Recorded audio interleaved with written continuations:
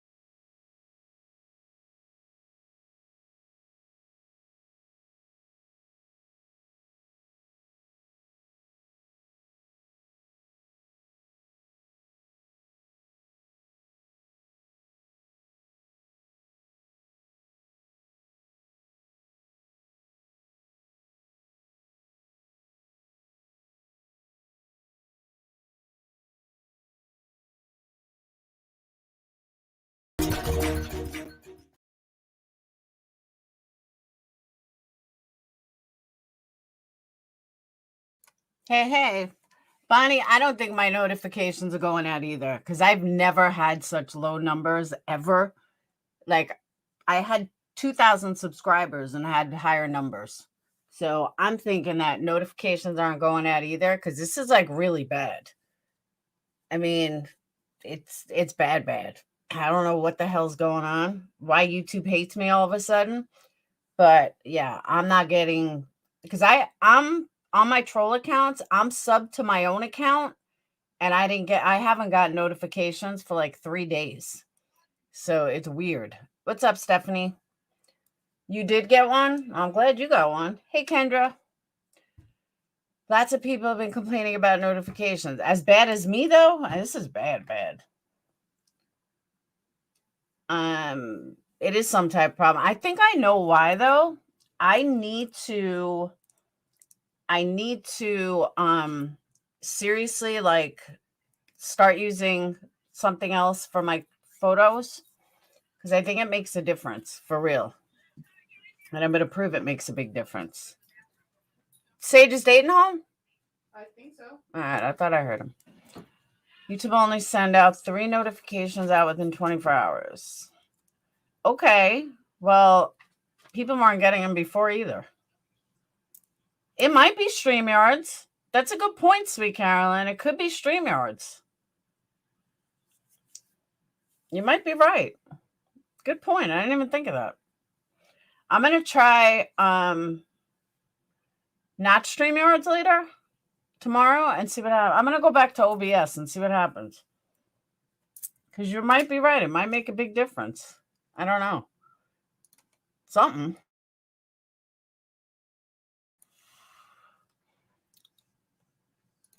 But this is bad. So let me say hi to everyone. What's up, Stephanie and Crystal and Squirrel and Sweet Carolyn and Coffee and Camille and Phil and Stone Gator, Amanda, Bonnie, Capone, Kendra, Monica, Diane, K-Rox, Adele, Phil, Betty, James, Casey, Sarah. I think I got everyone. Did I miss you if you came in earlier? Camille. I think I got everyone. What's up, LYRYC? What's up, D's Vegas? Guys, hit that thumbs up. Hit that thumb up. All right.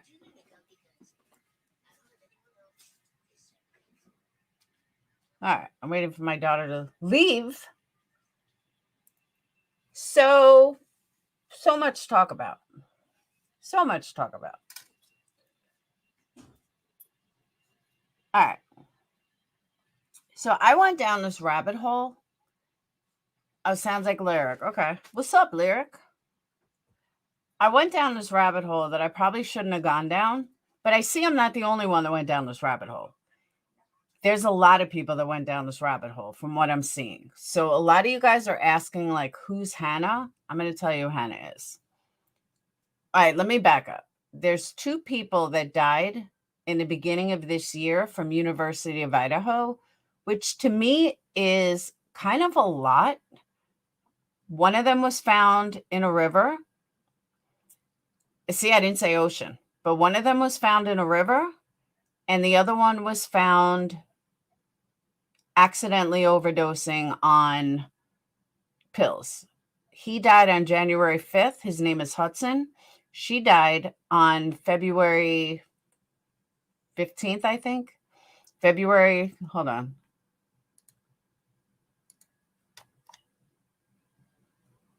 24th. And Hudson Ludlow died on January 5th. And I only remember that so much because it's the day after my birthday. So he was pulled out of the river and she died, I guess, in a room. Rumor has it that she was Maddie's roommate. Nobody has been able to confirm this, though. I haven't been able to find much of what happened to him other than he was pulled out of the lake. He was 20. She was 20. Or she was going to be 21. So Hannah Cleere, she was born on November 15th, 2000, passed away on February 24th, 2022 at the age of 21. Now, like I said, I haven't been able to confirm that she was Maddie's roommate. But what I have confirmed is that there's 2 students. I mean, the school is not like, 1 million people. 2 students this year died under strange circumstances. And I say strange circumstances because his was an accidental drowning. As we know from Kylie Rodney's case, and I went through this, they rule many, many accidental drownings because they have no answers.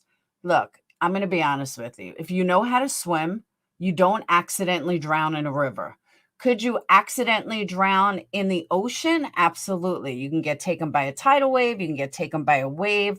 Makes a lot more sense that you can die like in an ocean.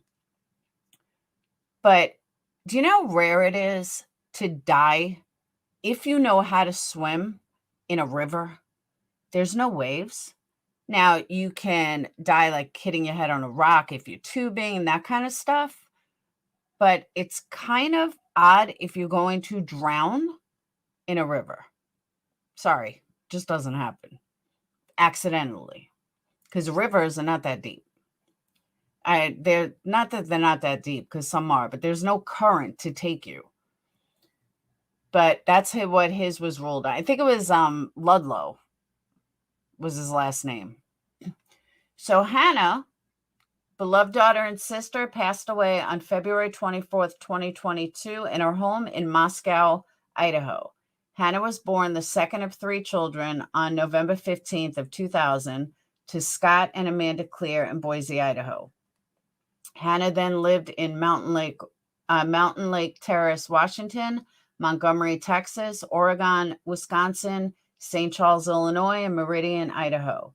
Hannah graduated from Mountain High School in Meridian in May of 2019. Then she moved to Moscow to attend University of Idaho. She had planned to obtain a master's degree Hannah was a junior at the University of Idaho, where she was majoring in English literature emphasis with a minor in Spanish. She planned to obtain a master's degree in library science. She was employed at the University Library. Hannah was most content curled up with a good book, indulging in novels and stories and a myriad of genres and eras, including poetry. Hannah also enjoyed spending time with family and friends and could always be relied on for a warm smile and a dry sense of humor. Hannah loved listening to music, rock, indie pop, alt, but especially the Studio Ghibli soundtracks.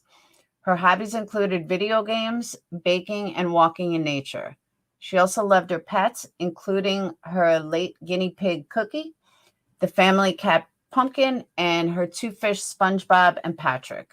Hannah was preceded in death by her grandparents, Robert and Marjorie Cleere, uncle Dennis Anderson.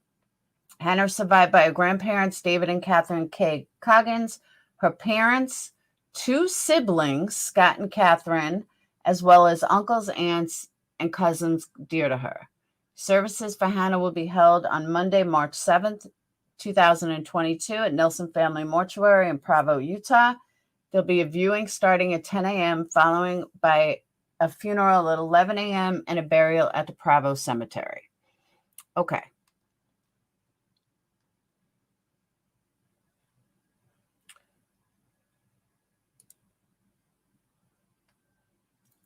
I love you, Hannah. My heart is breaking. Thinking of you. Gone so soon. Thank you, K-Rocks. Gone so soon. Scott and Amanda and Kat. Love you guys. Thinking about you and your family. Love to all. Hannah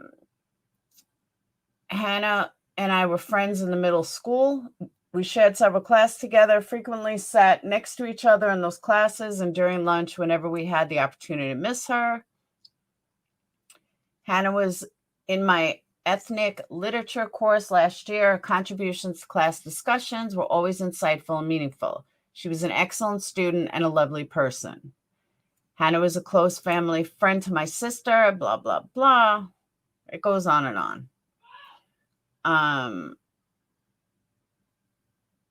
Hannah's cousin, Hannah's English professor.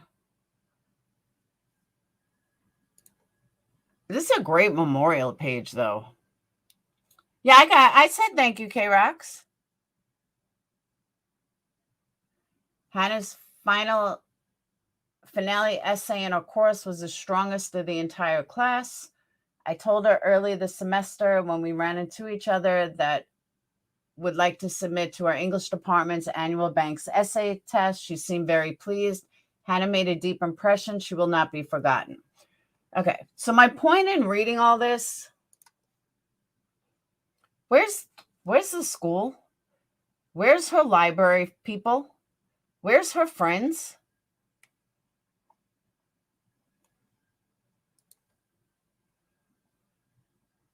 Her cousin? Well, here's one friend. We had classes together in middle school, and Hannah was usually pretty quiet.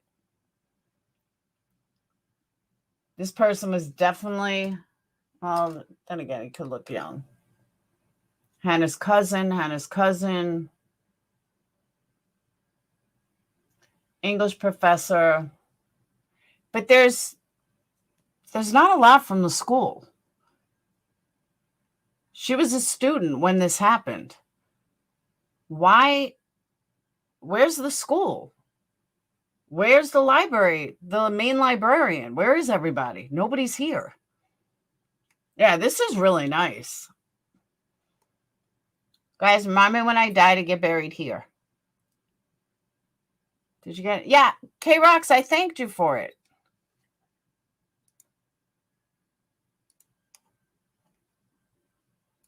See? You can upload photos.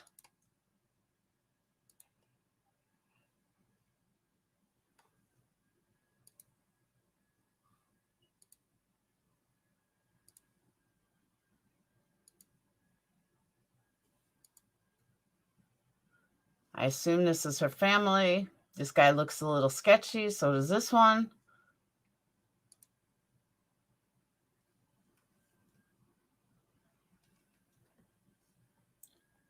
Okay, why is this on her? So that's Maddie and Dylan. But I don't know why somebody posted this on her memorial page.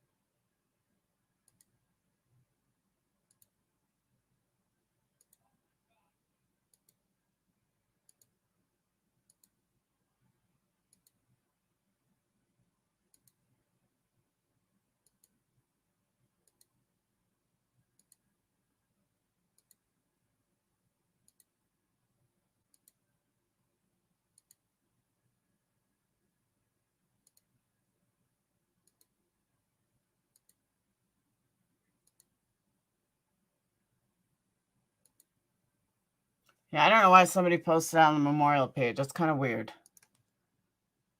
I don't know why it's there. But it's right there. Number 1 of 43. It's right here. Uploaded 7 hours ago by a Jack. You think Jack's being set up just a little?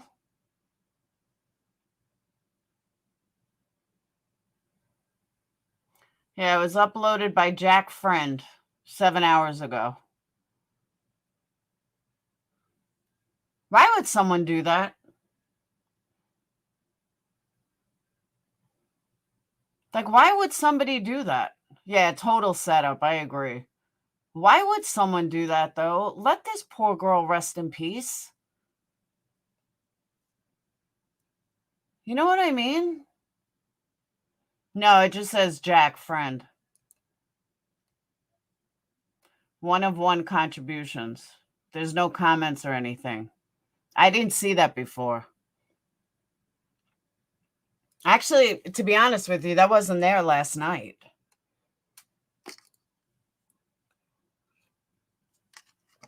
That's fucked up. Someone should get a hold of the family and have them remove it. That's sick.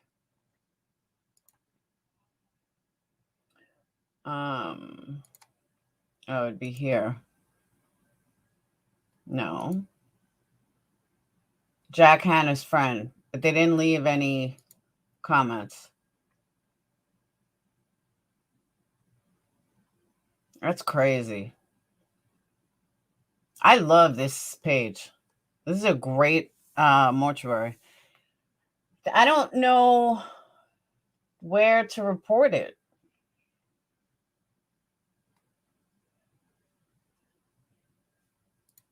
And I don't want to write anything.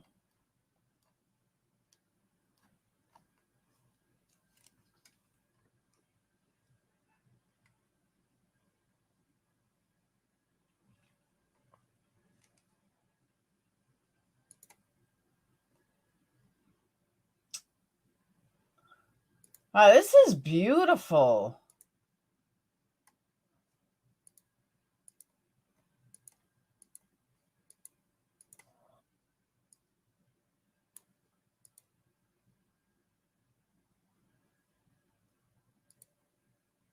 I'm impressed with this place. I know this sounds horrible, but this is I've never seen an obituary page like this. This is really nice.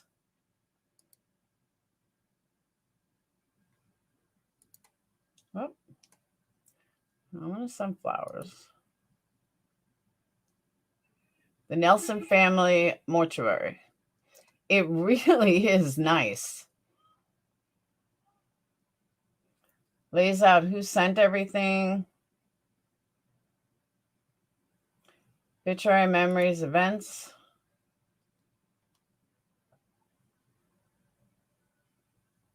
Casket bearers, flower bearers. Family prayer, fishy. I've never seen one like this. I'm not going to lie.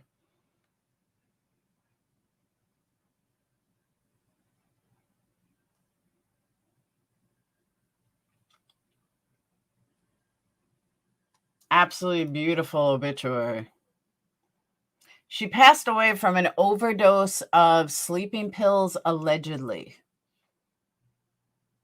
And I say allegedly for a reason. Yeah, there's nowhere to report anything.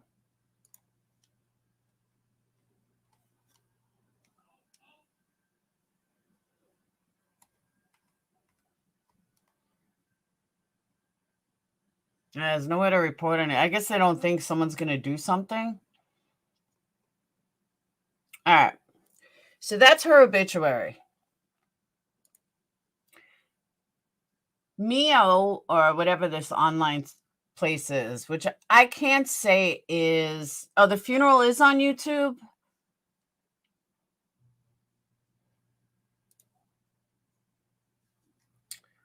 Oh.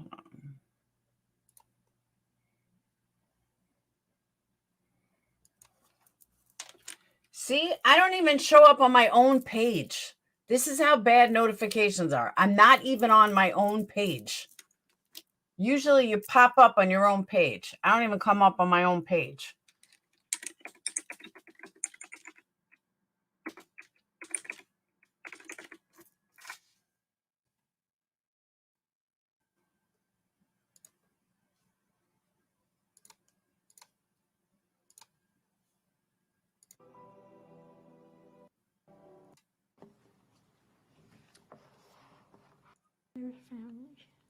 The cousin, Abby Hessing, to give the life sketch.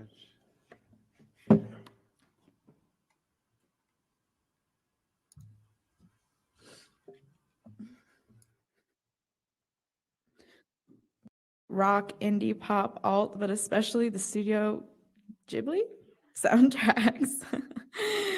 Her hobbies included video games, baking, and walking in nature. She also loved her pets, including her late guinea pig Cookie, the family cat Pumpkin, and her two fish, Spongebob and Patrick.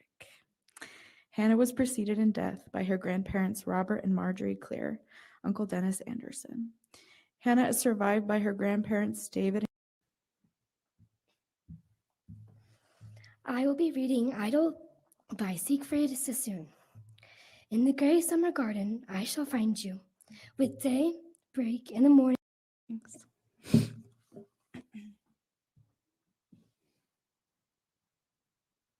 She tried to teach me how to knit, but I could not figure it out. Like, she was sitting there, she's like, Abby, you can figure this out. Like, it's not that hard. And you know how, not that hard. And I'd be like, well, it is hard for some people. And she's like, you know what? It's okay, Abby. You can be bad at some things, and you're just bad at this. And so she told me she would knit things for me, and then I could just be bad at it because obviously.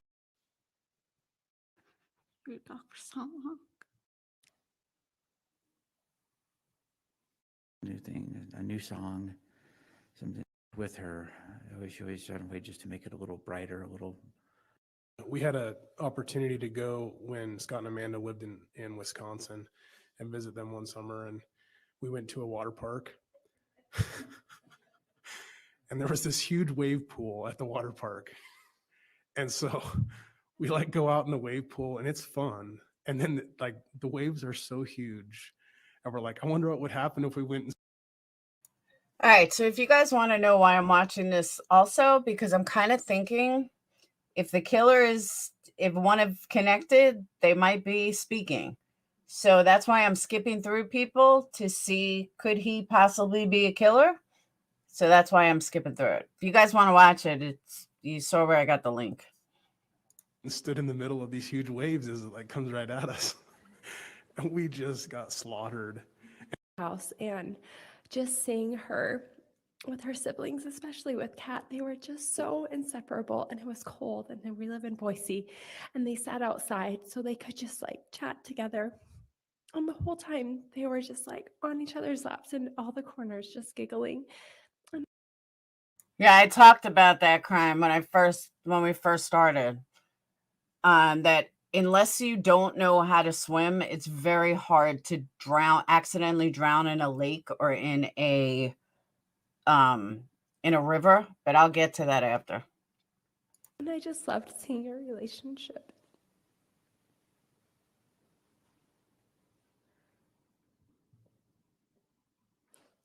It was just so evident how loved she was and how much she loved us. Little old ladies.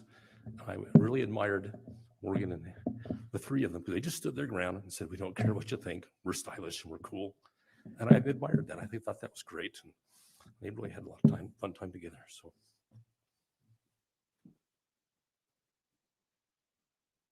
one of my favorite memories of Hannah was we would always have these, especially when Amanda and Scott moved back west, and we all kind of moved back to Idaho, was that we would have these big family gatherings at my Aunt Cindy's house. And it was so easy for us just to get together and just play games and relax, and watch. There'd always be a movie on. But I always would observe Hannah during these things. My Aunt Cindy has several pets. They also had Pumpkin that would be over there. And then we have our dog as well that would sometimes come over. Had such a sweet spirit. Sister, you all know that. I wanted to say that Hannah is, as siblings are, she's such an important part of who I am. I always looked up to her. Love you guys.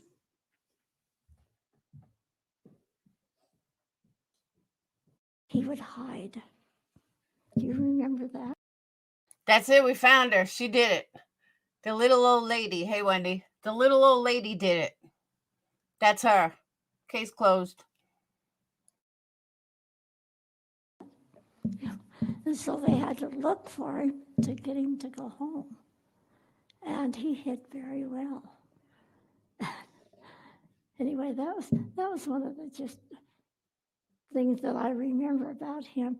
And one time, and yes, I made it. But she was there. Okay, she wasn't going to be under that spell of her older little brother. I thought, well,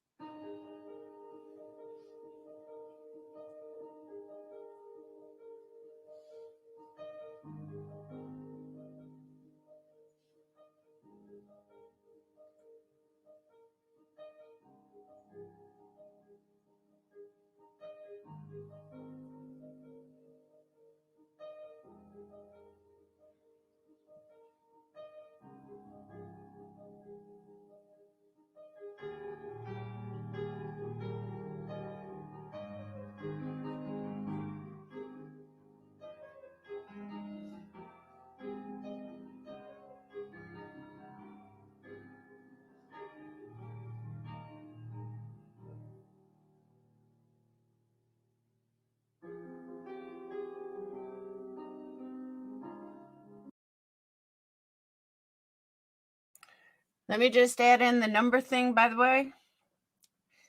Joseph Wederick died in 2001-3. Hannah was a sister of 3. There was a brother and a sister, and her, 3. Ethan was a twin. 3. 3 other kids that were killed. 3. Just keep that in the back of your mind.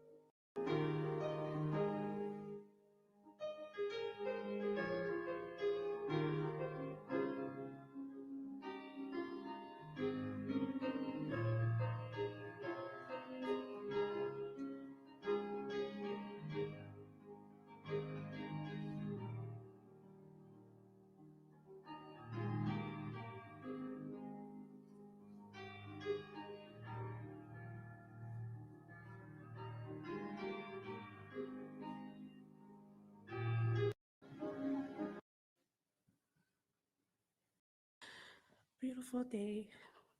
Grateful for this service and remembering Hannah and for everyone that prepared this service. We're grateful for their work in it and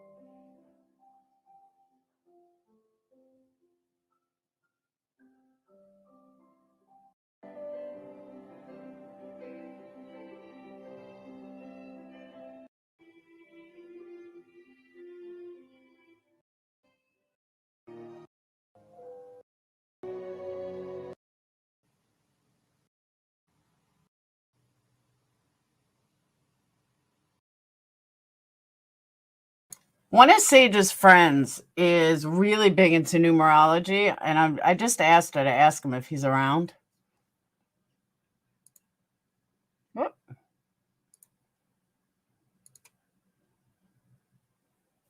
Hey, Cotton Candy.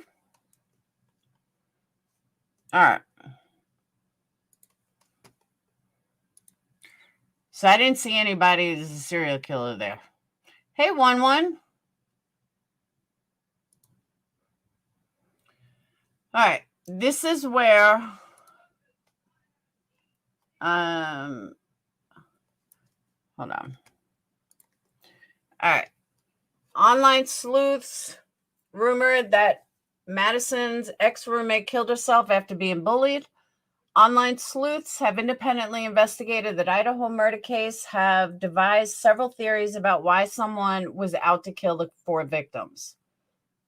A new hypothesis recently circulated on Twitter that one of the victims in an Idaho murder case was a bully, and their actions had led to the suicide of Madison Mogan's former roommate. The deaths of 4 University of Idaho students have rocked the small and usually peaceful college town. All 4 victims, Kaylee, Madison, Mogan, and Zana and Ethan, Kaylee, Madison, Zana, and Ethan were killed in a 3-story rented home off campus in the early hours of November 13th. They were all 20 to 21. Police have not identified the suspect. Now, in chat, somebody said that she was the 6th roommate. I never heard that. I never heard that before. Online sleuths have independently investigated, devised several theories about why someone would want to kill the 4 victims. New hypothesis circulating. Actions caused a former roommate to take their own life. Because if she was the other roommate, then they all would have been roommates to her, not just one. So I have a feeling if she was a roommate, then it was when they were on campus, like maybe as a freshman, not as, now. Yeah, thank you, in the dorm. That's what I thought. Now there's also Hudson Ludlow. He's the one that got pulled from the river. Twitter user claimed the quadruple homicide is connected to Hannah Cleere, who was supposedly an ex-roommate and shared her dorm room with one of the Idaho victims. As per the claims made in the tweet, they bullied and harassed Cleere, who eventually took her own life on February 24th. The user wrote, Hannah Cleere took her life in February. She shared a dorm with one of the victims and got bullied. Her birthday, November 15th. With the post, the user has even shared 2 images. One of the images supposedly of Hannah Cleere, which is captioned, Hannah was born on November 15, 2000 and passed away on February 24th, 2022 at the age of 21. A user from Instagram had commented on Madison Mogen's post after she died, commenting, you deserved everything that happened to you, especially after what you did to that poor girl. You elitists are all the same. I'll be reserving my spit once they properly bury you. To clarify, Hannah Cleere took her life in February. Apparently, she shared a dorm with one of the victims and got bullied. Her birthday, the 15th of November. Which is kind of weird. I mean, it really is weird. These hostile comments were made by Instagram users on Madison's profile as these bullying theories were pushed by internet conspiracy theorists. But there is absolutely no proof about it if these theories hold any water or if they even if there's even a shred of truth to them. Despite the fact that they're still unaware of whether the attacker specifically targeted the students or their apartment, police highlighted their concerns about the incident once more on December 1st. Although no suspects have been identified or a murder weapon has been located, the public has been urged to come forward with any information that might help. So now, again, I cannot confirm that she was the roommate. That's speculation. I couldn't call a school on a Sunday. I don't think they'd even give me the answers, but I just wanted to put that out there.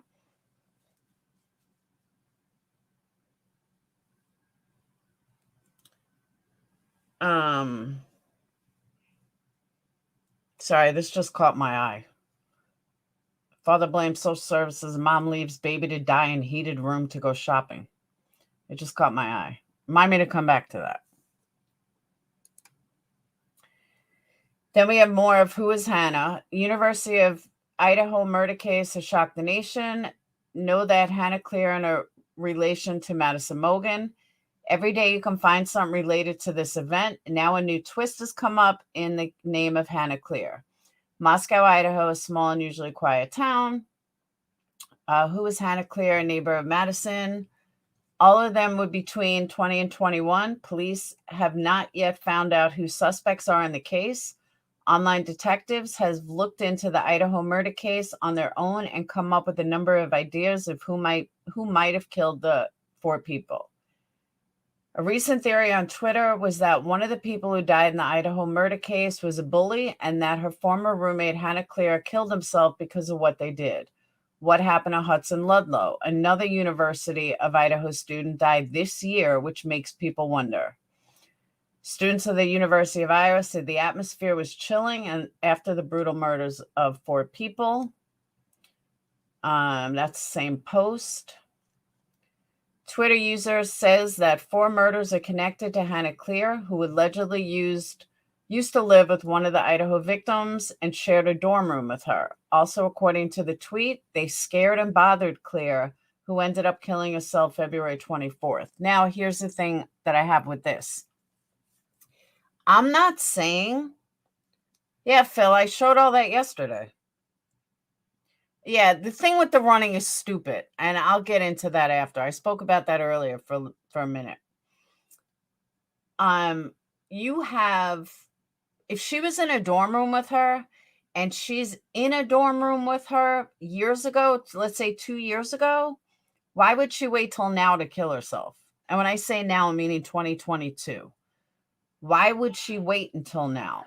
That's what I don't understand. That's what, if you've been bullied, then you're going to do it like that year, not 2 years later. I mean, I guess you can do it 2 years later, but not normal. Wouldn't you do it? I'm going to Kroger with Michael. Goodbye. What? I'm going to Kroger with Michael. You going where? Kroger with Michael. What about Preston? He didn't answer. Oh, all I'll right. let you know if he does. I told him to text you.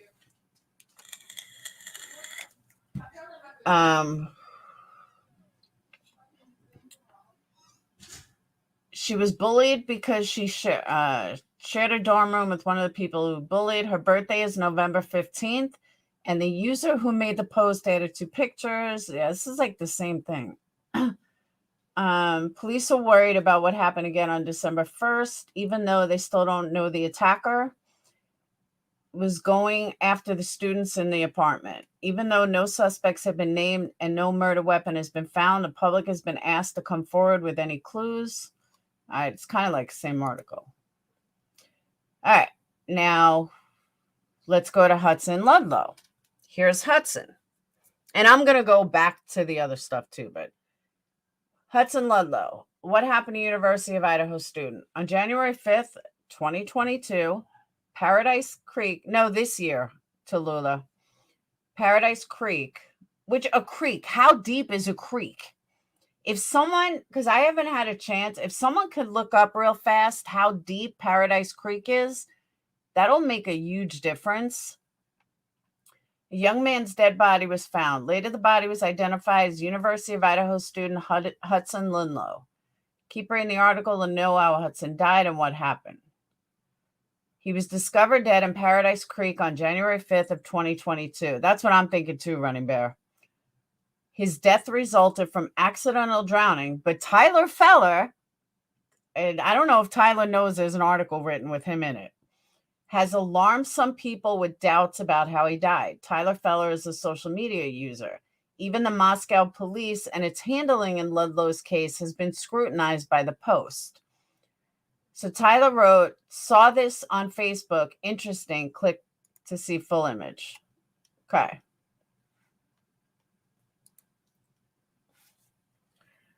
All right. It says, I have questions. Moscow LE has been running with this whole nothing like this ever happened before narrative. So does anyone care to explain this? University of Idaho student Hudson Ludlow was found dead in Paradise Creek on 5/1. Oh, it's actually 1/5/2022. You read that right. Another student from University of Iowa died earlier this year. Context, on 4/30/2022. See, I don't understand. Why is this saying April and May? Oh, I'm sorry. Yeah, there is no 30. That's weird. So it wasn't January, it was May. Because I thought maybe he wrote that backwards, like 1/5, because they said January 5th. But here it's written correctly, so it can't be January 5th. It's got to be, he was probably right with May. Okay, Paradise Creek drains approximately 88 square miles at elevations that range from 2520 to, oh, so it is high. It is deep. It is deep ass water for a creek. I was thinking the same thing, Running Bear. Hey, Dana. That's why I didn't want to call it out as a lie at first, because we didn't know. You know what I mean? Delta Tau Delta held its 90th annual ball. Zaina, Maddie, Jake, and JS were all in attendance. Hudson's body was found the next morning in the creek right outside of Greek Row. Hudson's death has been ruled an accidental drowning. Could mean literally nothing, but also here's a picture of Hudson outside of the girl's house and a map to see where his body was found in relation to the frat sororities. One of Hudson's friends, blurred out in the photo, is Delta Tau Delta's president. This same frat JS was supposedly kicked out of. And riddle me this, where are all the stories on this investigation? Police immediately said there was no foul play upon finding his body. How? What led to him ending up in the creek that night? Everyone was just like he drowned and moved on. Not trying to create conspiracy theories here, but for a small town, there sure are some crazy coincidences. Make it make sense. Now, to put it out there, Tyler didn't write that article. He just posted that article. But that is really interesting. No, the girls weren't drowned. But what if the four of them knew what happened to Ludlow and they covered it up and it's from Ludlow? Like, whoever wrote that, if this is facts, I can't confirm that that's everything that went down or that they were there. I can't confirm that this guy who wrote, or a girl who wrote this article, is telling the truth. I don't know. I'm just putting out there what I'm seeing and what I'm finding, and it's pretty wild. All right, the creek at its high elevation, but the creek is only 8 feet. Minor flood stage 9 feet, moderate flood stage 10. There's no way that, unless he didn't know how to swim, there's no way he drowned in that. A dirty cop could push something too quickly, ruled an accident. And that's another thing. Are any of them related to police officers? Any of them? Are any of their family cops? I thought of that too.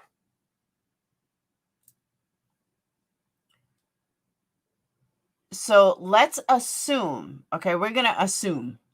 Let's assume that this article is true. Let's assume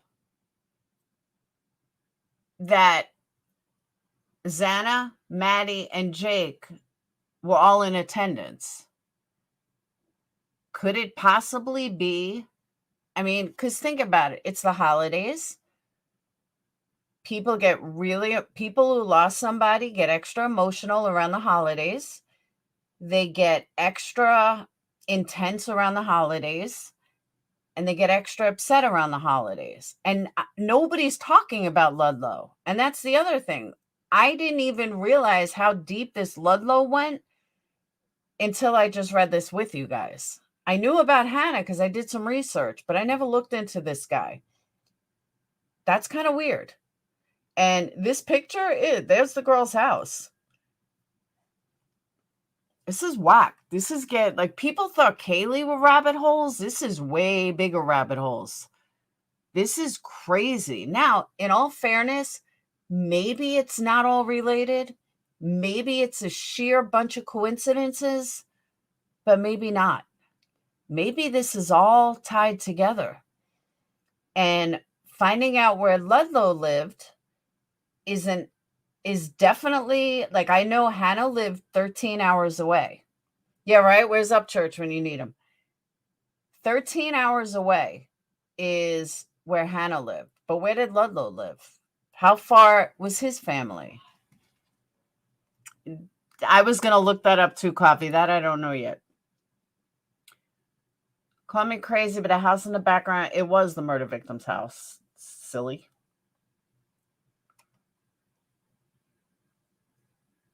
That's wild.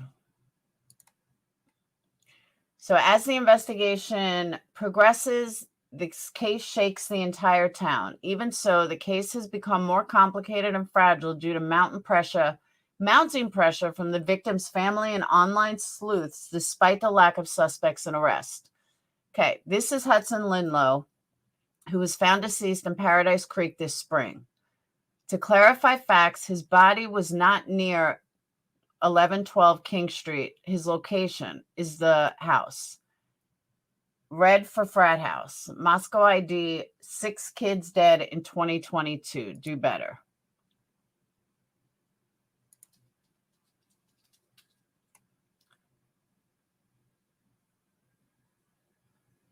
So his location was here. Where is there a creek here? Here's the campus. That's the murder house. Oh, no, here's the murder house. Here's the frat house, and that's where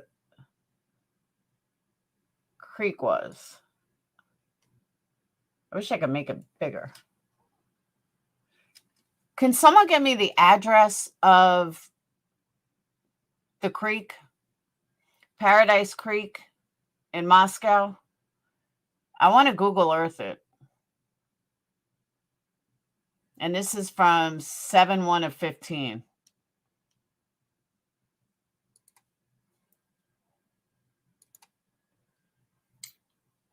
Ah, he's a cute kid. February 13th. You see that, guys? February 13th, 1-3. They were killed on November 13th, 1-3.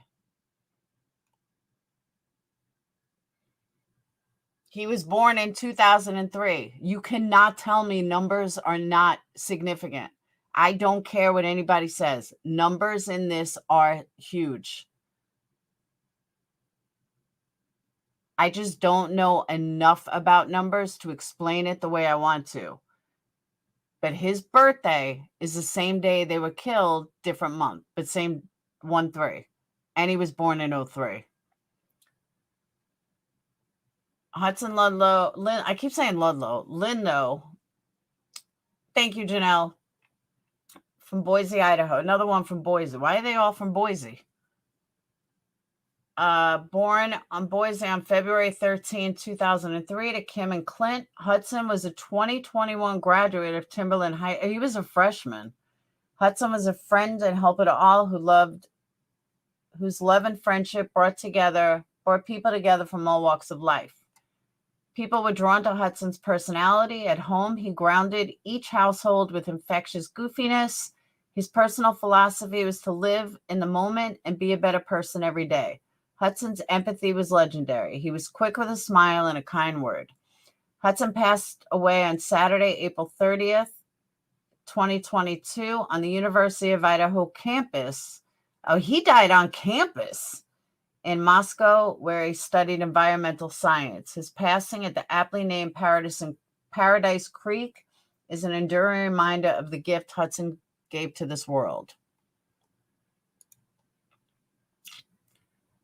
University of Idaho confirmed Monday that the 19-year-old Boise man found dead Sunday morning in Paradise Creek was a first-year UI student. Moscow Police Department is still investigating the death of Hudson Ludlow, who was found at approximately 11:30 a.m. Sunday. As of Monday afternoon, no cause of death has been determined. MPD does not suspect foul play. This is not the first time a UI student has been found dead in Paradise Creek. Joseph Wiederick, another freshman, was found dead under a bridge along Mountain View Road in 2013. Another 1-3. Wiederick had been attending a frat party and walked nearly 7 miles before falling down into the frozen creek. Toxicology report showed his blood alcohol content was 0.17. That could have been an accident, or it could have been a hazing. Maybe this was a hazing thing, because both were from the fraternity. But honestly, if this is a frat thing, this goes back to what I said originally. Ethan was the target. Ethan was the frat brother. That's pretty messed up.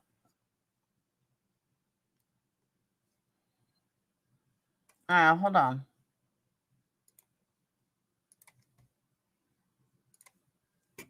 Hang on.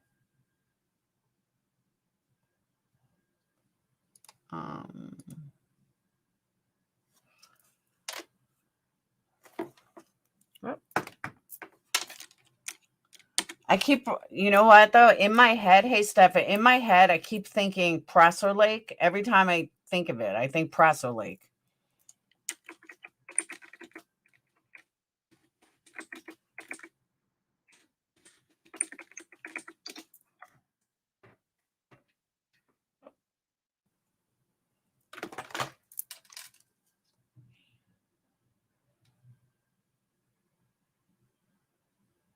Oh, look what I found.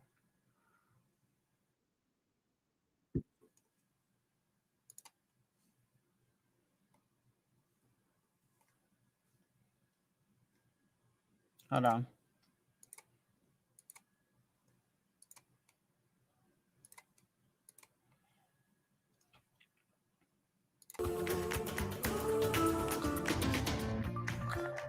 And welcome to the Sunday News at 10. I'm Doug Petcash. We start with a tragic story out of North Idaho.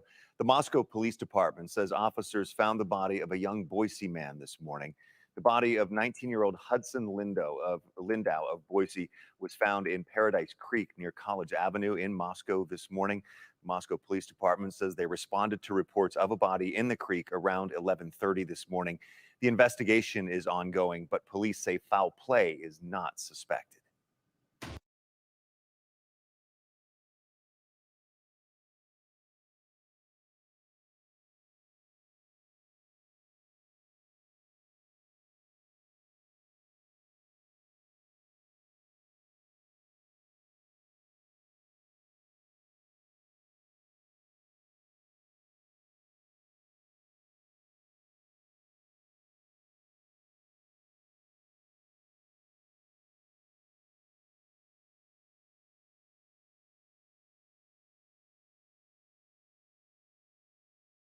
In a developing story now, Moscow police say that they just pulled a body out of Paradise Creek over the weekend. They say the body is that of 19-year-old Hudson Lindau. He was pulled from the water around 11 a.m. Sunday morning. While police have not announced how he died, they did not suspect foul play was involved. We'll keep you updated as we learn more.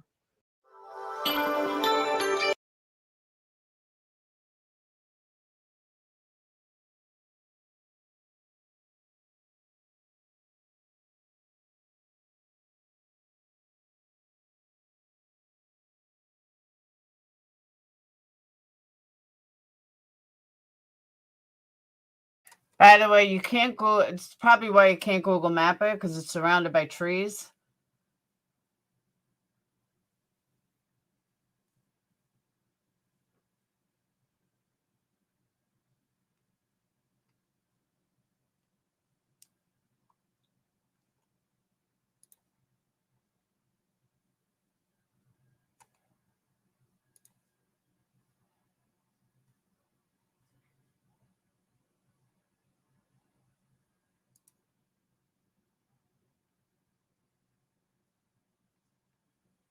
Doesn't show street view.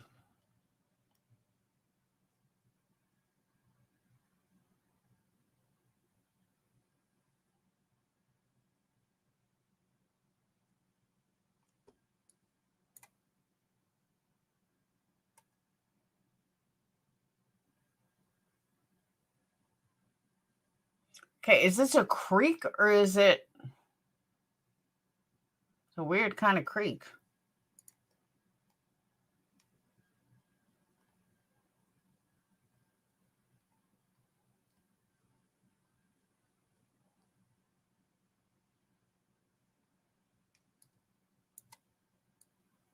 I don't understand. Is it just like a canal?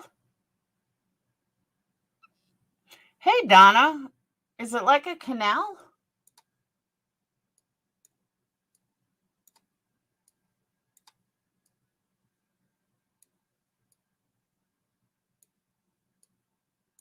Yeah, it's got to be like a canal.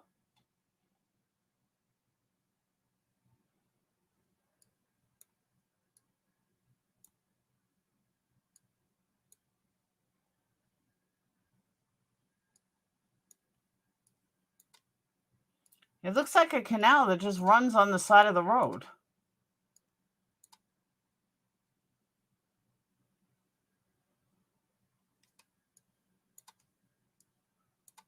I think it just runs along here.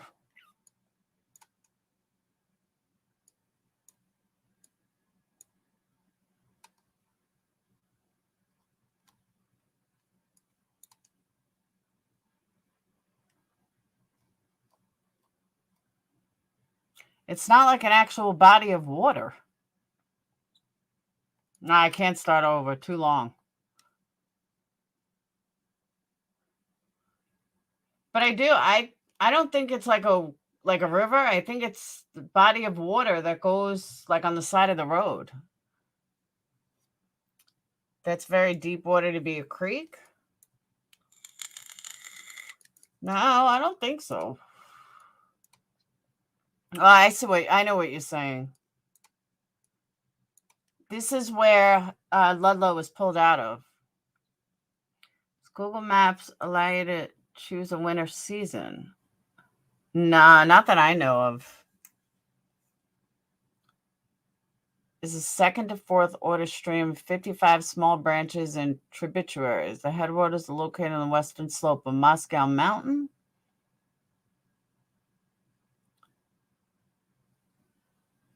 No way, you didn't get notification either? YouTube hates me. Here's Delta, Delta, Delta. Here's Alpha Phi. So this is right across from campus. There's fraternity. Yes, this is right across from the campus. Now, is this where those kids got pulled over and they were cutting across?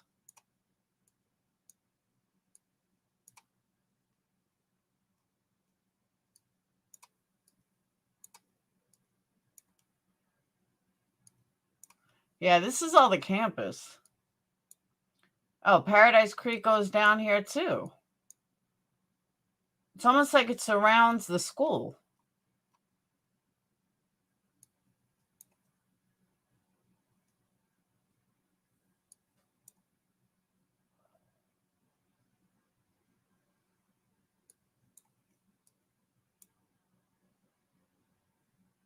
Maybe he was drunk and passed out.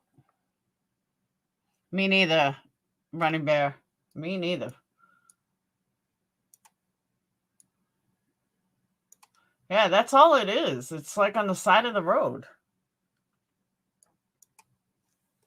Interesting.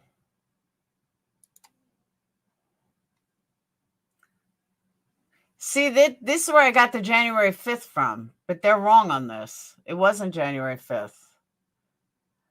It was on 13 November.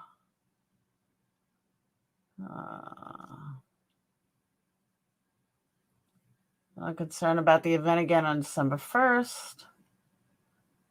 People paid tribute to Idaho Hudson. I think at this point we all have questions.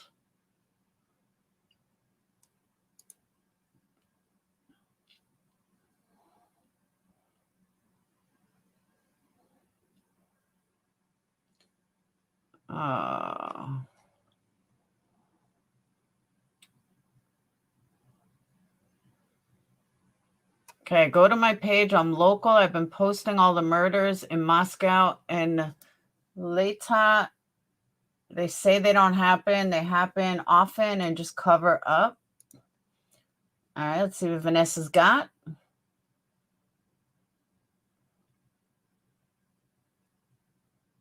Re-interviewed?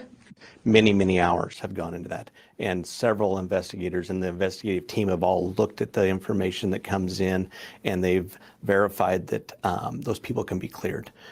So what I want to assure them is we're doing everything we can, and we're taking our time to do it right. Just because someone's been cleared right now, does that mean they might be re-interviewed? Many hours have gone into that. And several investigators and the investigative team have all looked at the information that comes in, and they've verified that those people can be cleared. So what I want to assure them is we're doing everything we can, and we're taking our time to do it right. Just because someone's been cleared right now, does that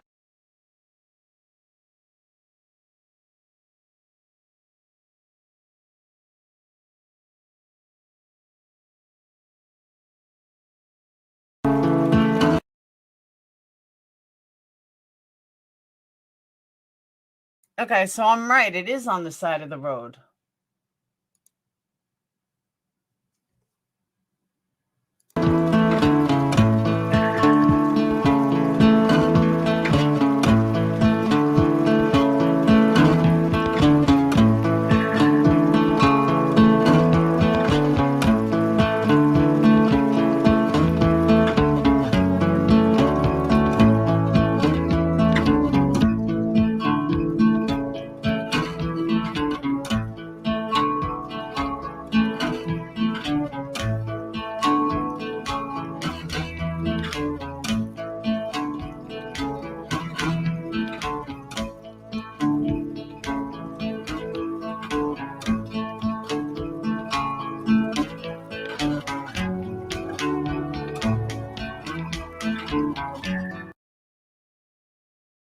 All right, this kid did not drown.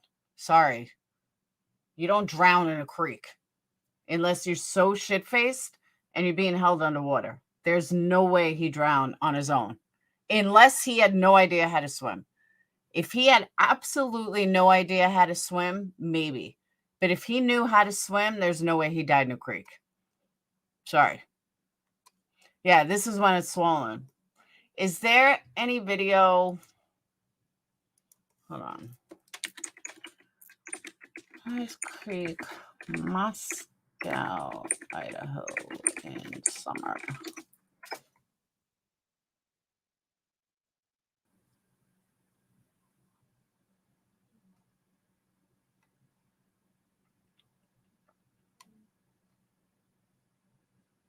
All right. Well, that's Victor, Idaho. So it's not even. Oh, wait, is this it? Good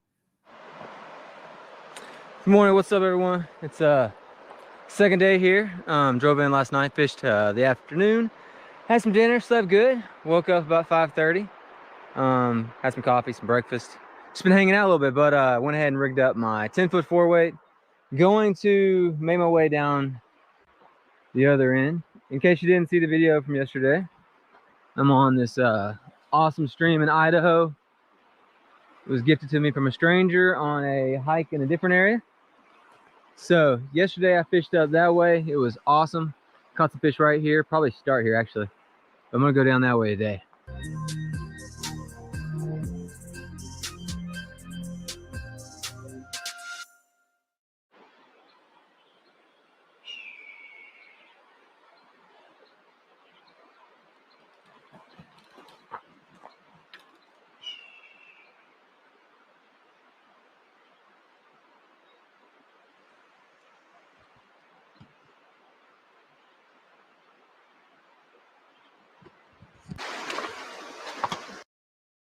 Hey, Kurt. Kurt, you need to get Ryan on this case. This is stranger than Kylie Rodney. No joke.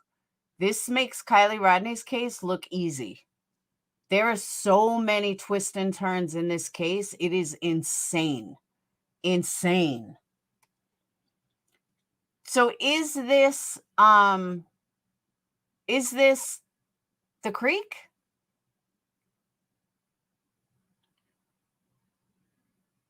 Oh yeah, Kurt, you have no idea.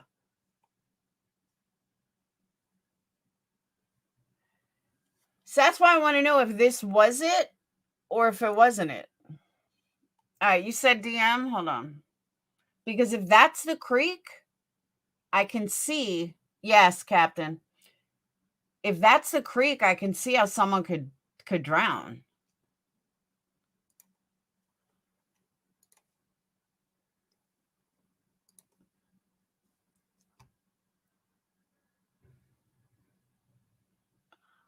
Oh, I thought you were showing. I thought it was a video, Carolyn. Yeah, that doesn't help me though. I was looking for a video to see it like in real time. Oh, someone asked about the school. As of October 2022, the school boasted a student body of 11,000. So 11,000 people, and 2 of them are dead already. I'm sorry, 6 of them are dead already. Just in 2022. Phew.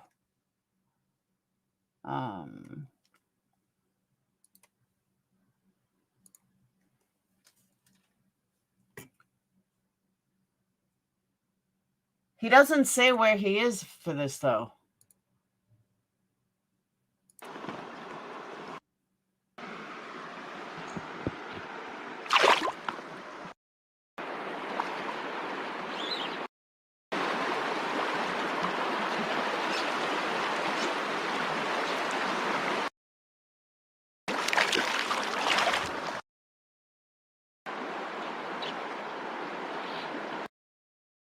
Yeah, see, I don't know where this is. I mean, maybe this was like on the other side. But I'm surprised there's no... Oh, wait. What's this?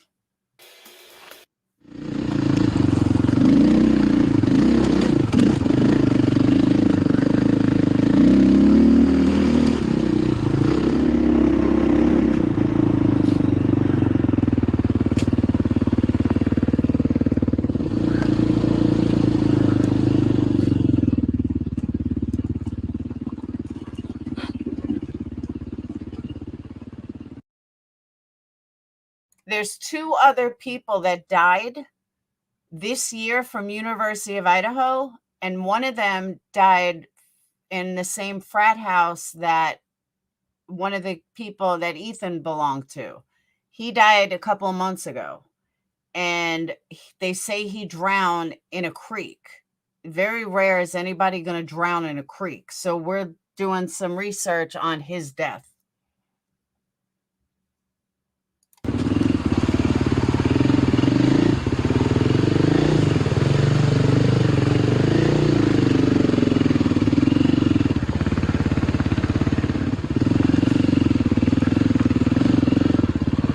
Oh, seriously?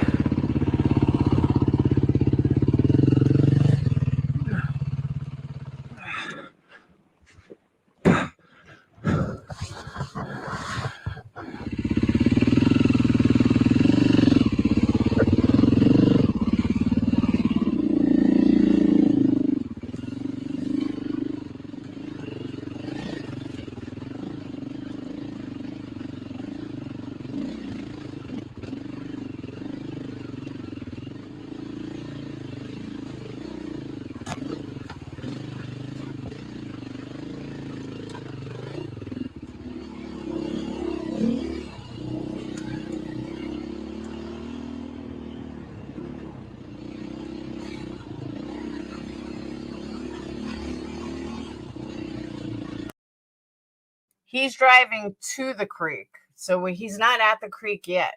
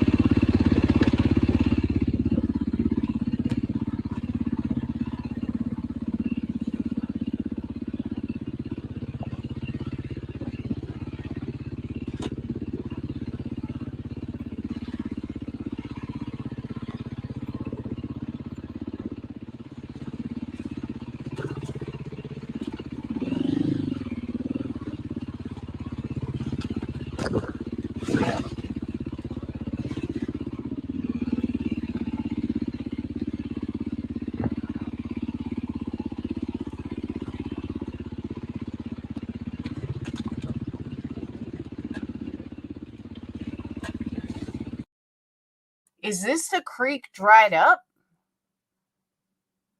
That's what I'm wondering.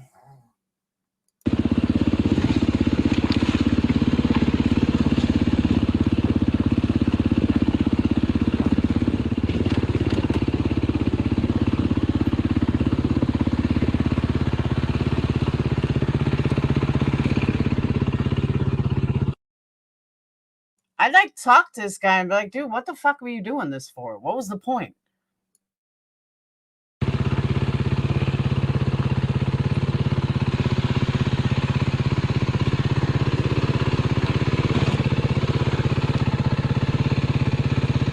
Oh, this is so steep. Whee!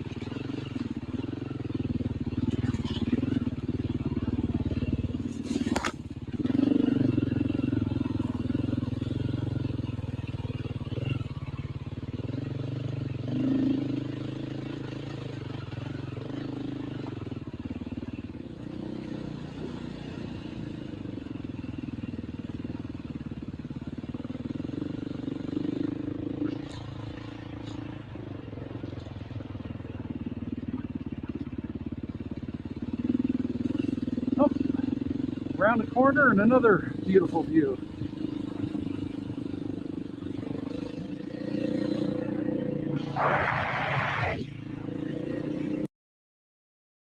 I'm pretty sure that's the creek.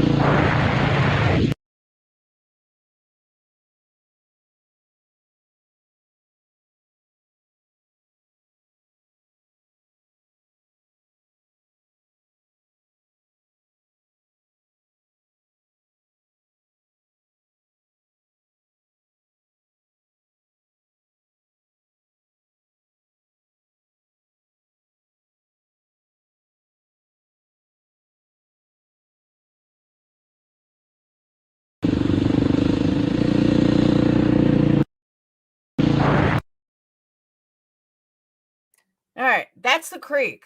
How do I know this? Because the whole video is Emma Creek to Paradise Creek. This is the creek. This kid didn't drown. There's no way this kid drowned. Care, I haven't seen anybody be timed out.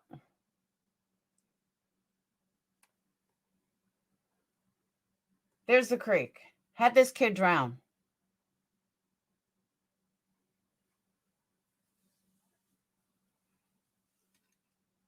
You're assuming it's a student? I don't think it is. And Laura's profile isn't of it being a kid either. What are you talking about?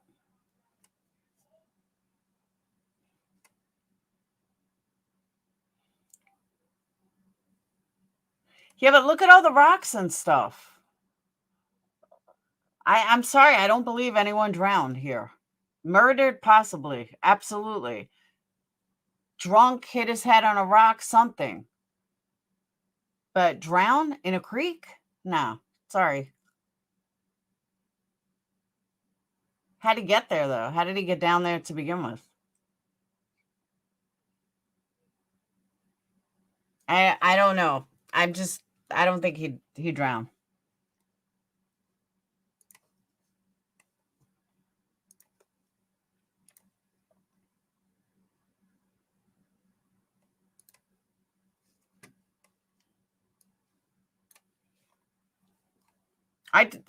Carolyn, I just read this. That's the one I just read.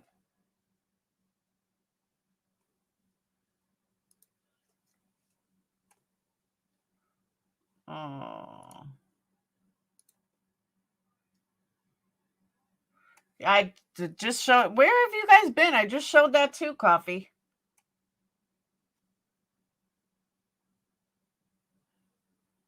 Look at the picture. It shows the part of the. No, I know. I saw that. I showed that before. Well, allegedly, it's here. Hold on.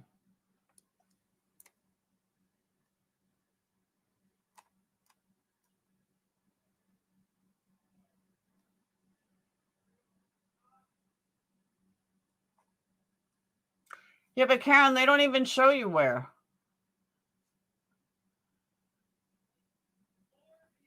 Oh, I see what you're saying. So I guess they're showing. Whoops. Hold on.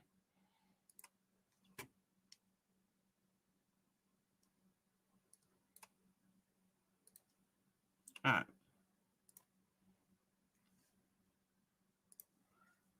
I guess they're showing, right here. But it's not showing you a location.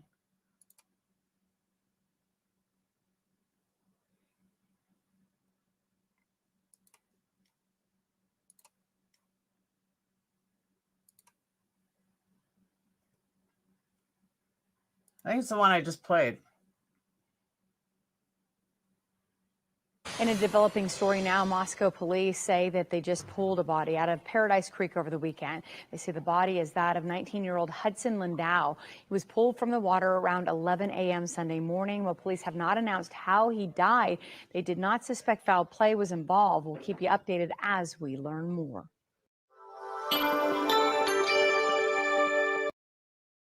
Now, that's another thing. Why are there only like 2-second clips? Why isn't there like a real article about this kid or a real news report about it? You can find real news reports about anywhere. All we find is just like 2-second clips. He was a frat member who died early in May of this year at the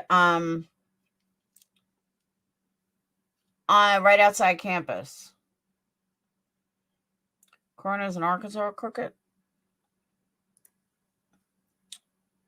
Hang on. Oh.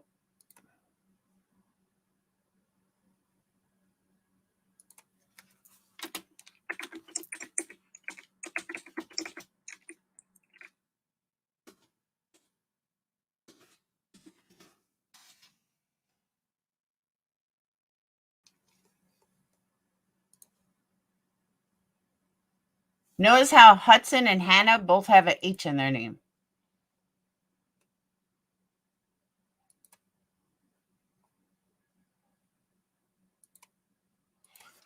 Hold on.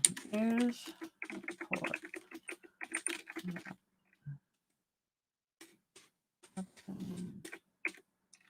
Keep saying Ludlow.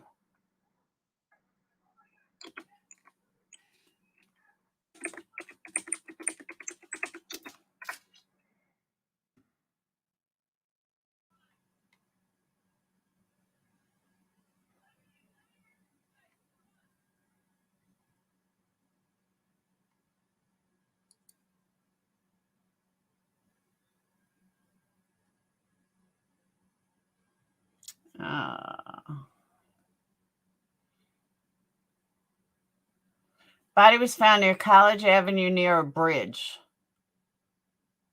The body was discovered by a citizen who was traveling on a nearby bike path.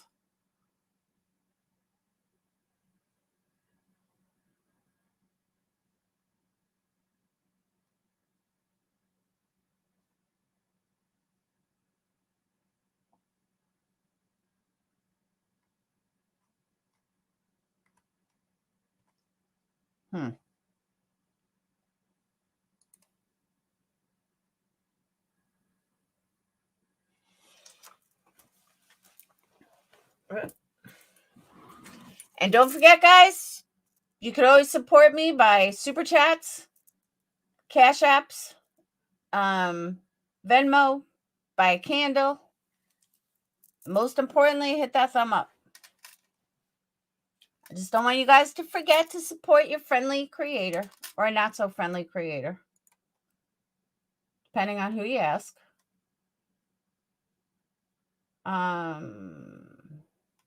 It's another article that's 2 seconds.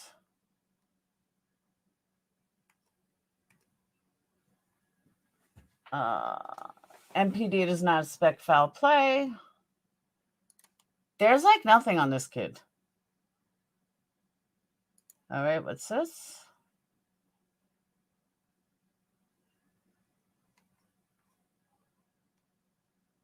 Look at these articles. Look how small they are. That's it. That's the whole article. Identified a person whose deceased body was found Sunday. Thank you, no way. Woo woo. Hold on. It's so bad I got to keep this up and running. Hold on. Where is it?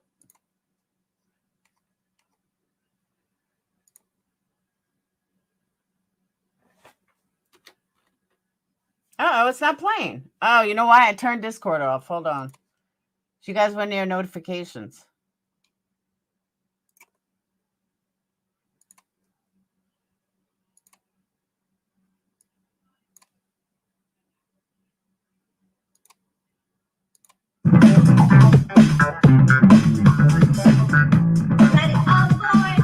Everyone jump on that two-track train. Everybody all aboard.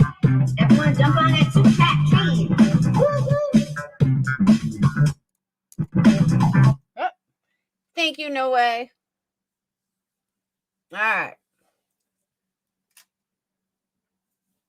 It's snowing now? That sucks. 52 here. I'm sorry you have snow. All right.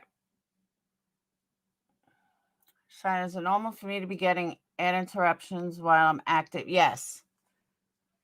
I've had pop-up ads twice since I've been watching them live on my iMac. Yes. They now have ads during live streams. Got to make money somehow. Ah, shit. I knew I was going to do that at one point. It's just Mother Bear, no big deal. All right. That's why I don't like leaving Discord on that screen. Hold on. Let me change it. All right. Was it a fraternity, though? Lead with love. That's the thing. Was it a fraternity?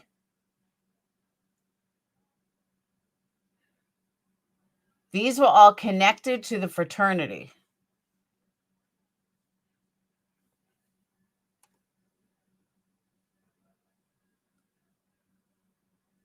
All right.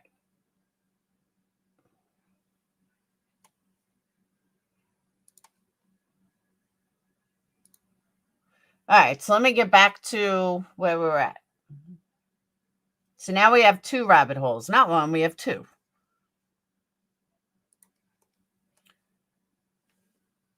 All right, so this was the post that they spoke about Maddie.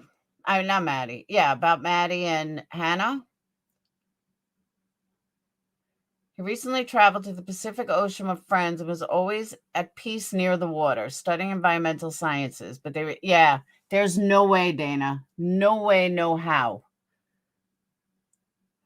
If this kid liked to travel, then there's absolutely no way that he was drowning.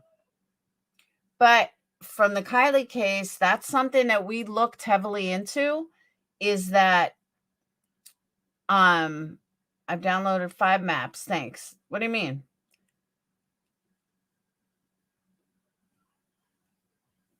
But when it comes to drowning, if they don't have answers, unless it's an obvious, like, you were choked or something and there's obvious signs, then 9 out of 10 times you are ruled an accidental drowning. We went through all this. And remember I said that they're most likely going to be accidental drowning? It's most likely going to be ruled accidental drowning. That's why. I don't get the ding ding.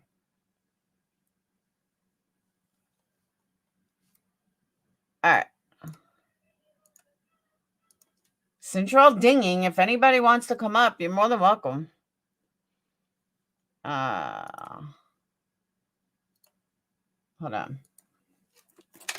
If you want to come on panel,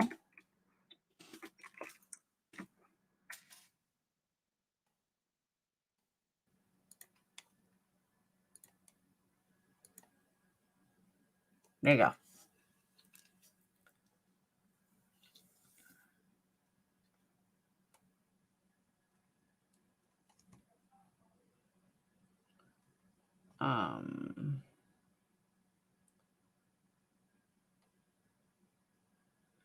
It's supposed to be a reference to Hannah Cleere, another student in Moscow, committed suicide this year. I've seen multiple vague claims online that one or more of the 4 victims bullied her, but I can't find any evidence that there was even a relationship between them.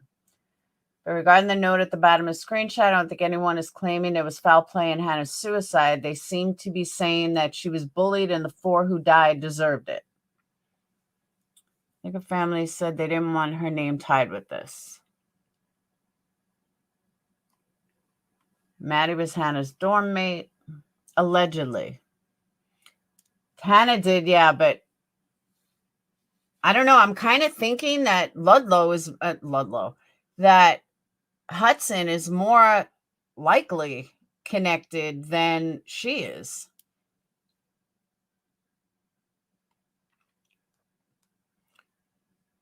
Shit, his birthday is even the 13th.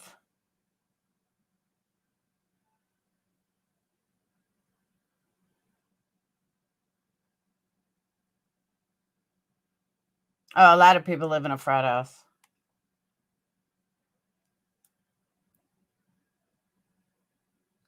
Normally, people pass away from cold medicine accidentally passed by mixing OTC and alcohol. Hannah's father confirmed in a separate comment that this was an accidental overdose from the over-the-counter sleeping medication. He finished his comment by saying the cases are not related and expressed his desire to have everyone respect Hannah's memory. I don't know. I tend to think Hudson is more likely and connected than she is. Now that I'm seeing everything.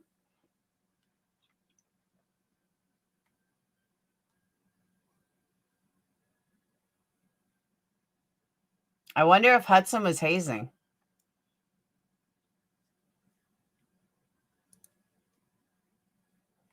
Hudson was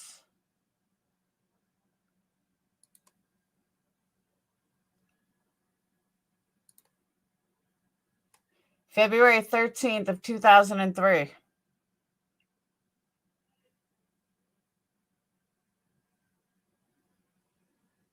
He died on April 30th. Another 3.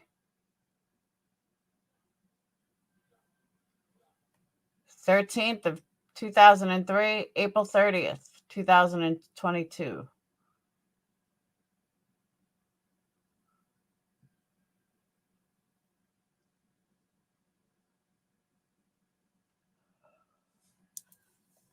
I don't know. For some reason, I think the fraternity is involved in all of these. Maybe not in Hannah's. But he was born on the 13th. They died on the 13th. He died on the 30th. I don't know. Yeah, but he was born on the 13th. The 4 died on the 13th.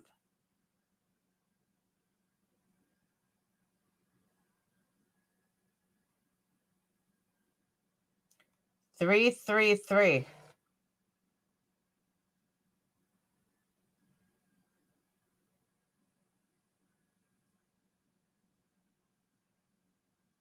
And check this out.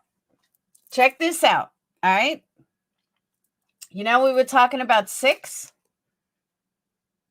3 plus 4. 3 plus 1 is 4. 5, 6, 7, 8, 9, 10, 11, 12, 13, 14, 15. And what's the next number? 16. Do not fucking tell me numbers are not playing a part in this, because it is. It is. I need a numbers expert. Allegedly, yeah, his ruling was accidental downing. I need a numbers expert. I'm going to call Preston myself. Hold on.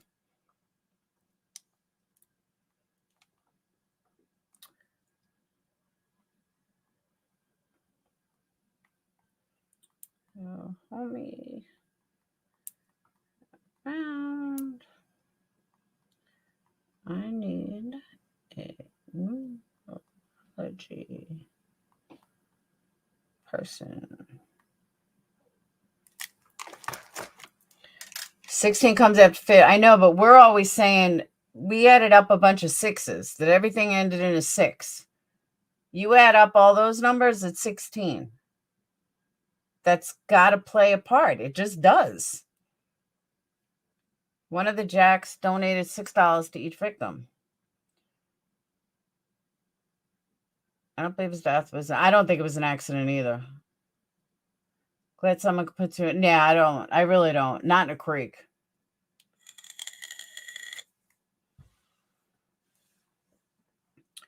In symbolism, it means to death transcend murder. Also in Jamaica Jewish culture, it means love, unity, and one so different things with cultures.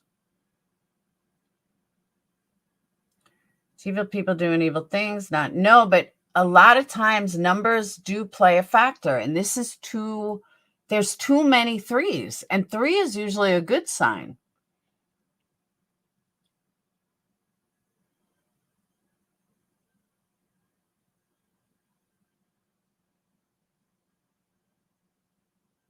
Hold on, I'm going to try something.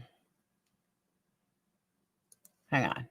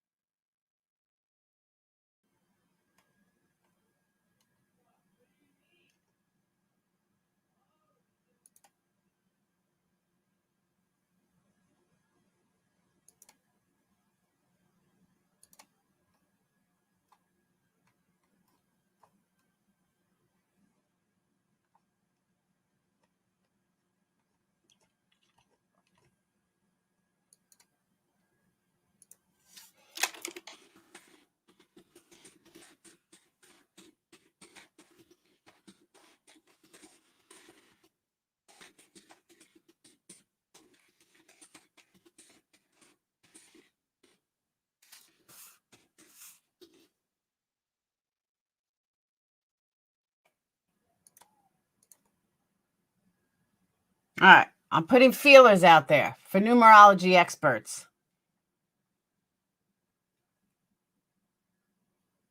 Facebook is a wonderful thing.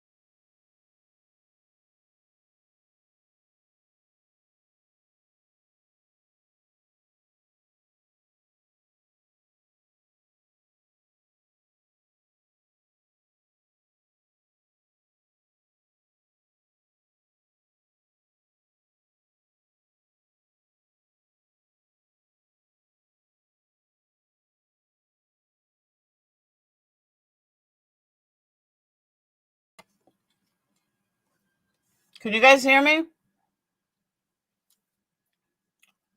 You guys hear me?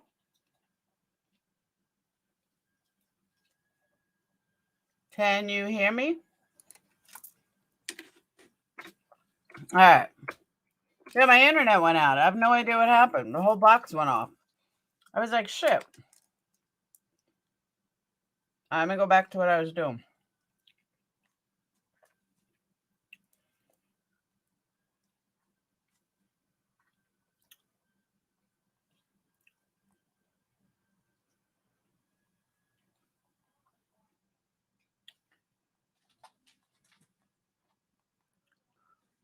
All right. I'm telling you, that was weird. I'm looking for a numerology expert, and my whole internet went out. Make that make sense. All these numerology people are like on the other side of the world.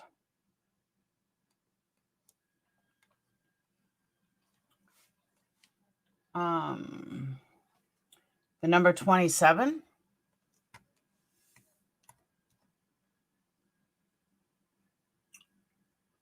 That's so weird, though.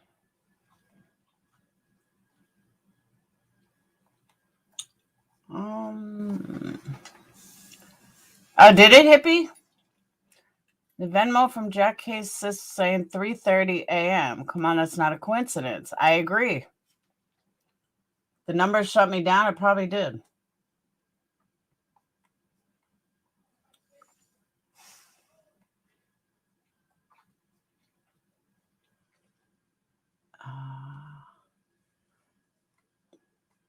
Yeah, all these people on Facebook are from the other side of the world. Why is nobody around when I need them?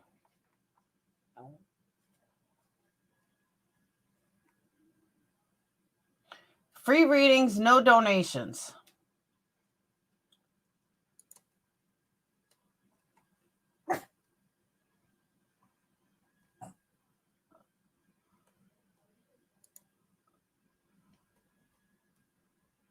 Yeah, I don't believe it.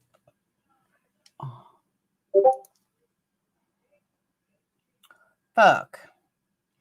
No, I don't know. I mean, I have fiber, but it's not Fios. I want to know all the connections of these numbers.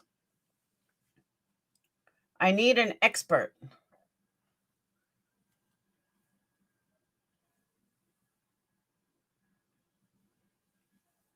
I need someone that really understands it in depth, because I don't. No, it's not that kind of numbers. It's not like numbers for numerology is different than that.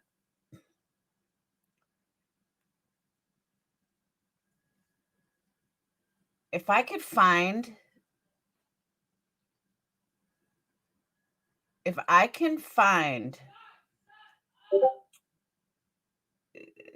does anyone remember the name of that show? Because the intro of that show like explained it all.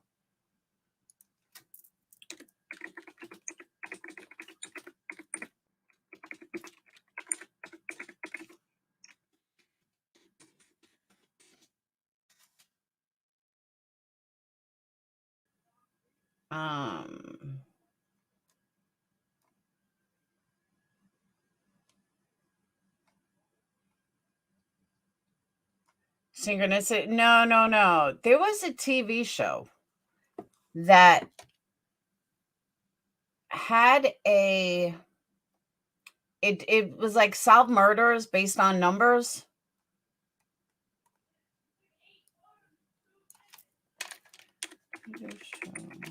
Oh, hold on.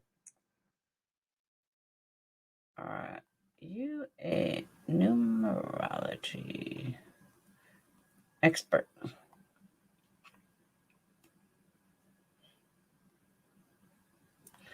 Live on YouTube.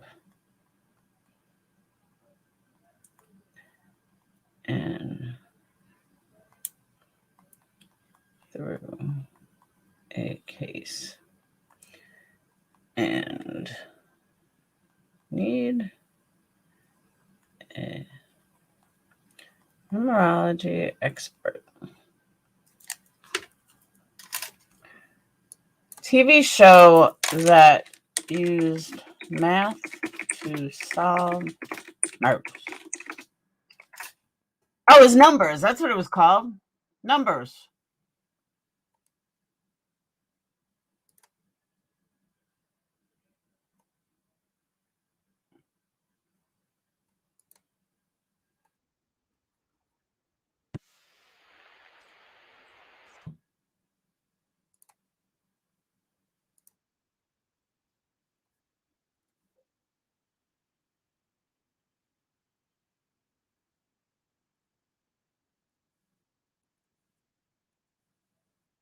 No, that's not the intro. I need the intro.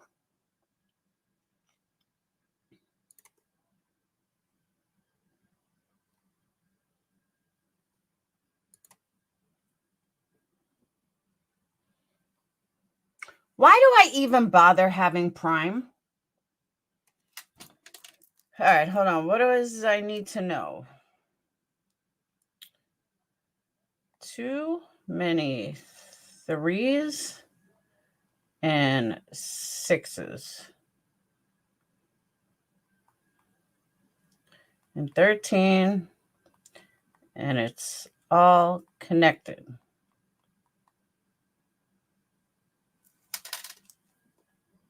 What is the point of having Prime if you have to pay for stuff? Can someone tell me this? I have Prime and they still want money.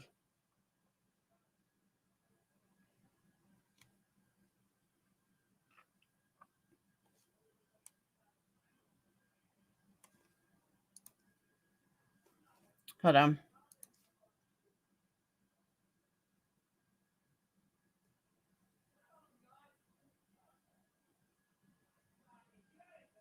Yeah, I don't get the point of the point.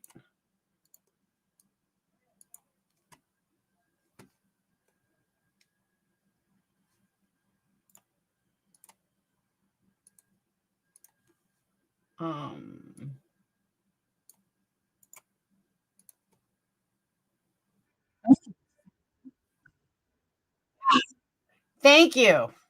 Janelle, you're the best. All right. I'm pretty sure the intro explains it all of what it is that I'm talking about.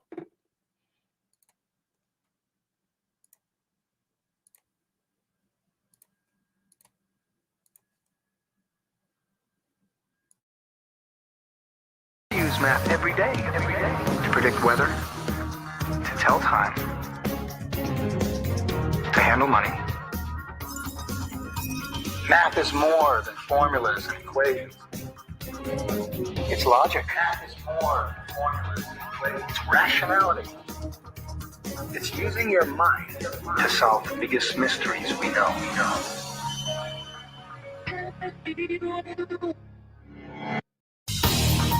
We all use. No, I thought it explained it better. It was a good show. It really was. Sorry for freaking out that wasn't you. It's okay, K-Rox. But he solved crimes using numbers. And that was the whole premise of the show. It was on for 5 years. But that was the whole premise of the show, was solving murders by using numbers. And that there's a scientific formula for solving murders using numbers. And whether it was Hollywood based or not, his theories were on point and it all made sense.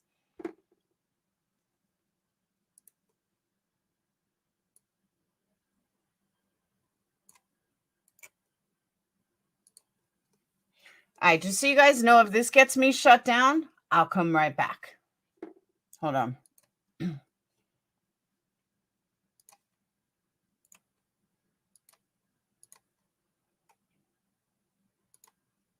Even using math, there's no practical way to predict where the next water drop will land. There's too many variables. However, say I couldn't see the sprinkler. From the pattern of the drops, I could calculate its precise location.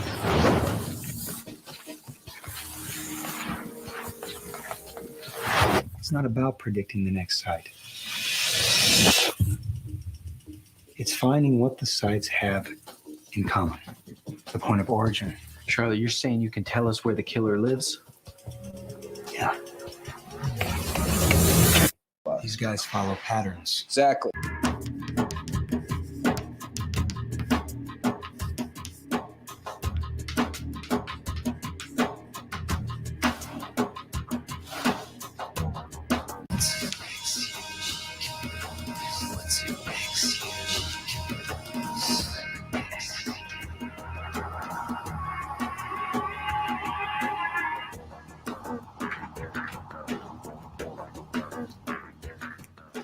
It's Monday. It's 2:45 in the afternoon. Monday. Larry.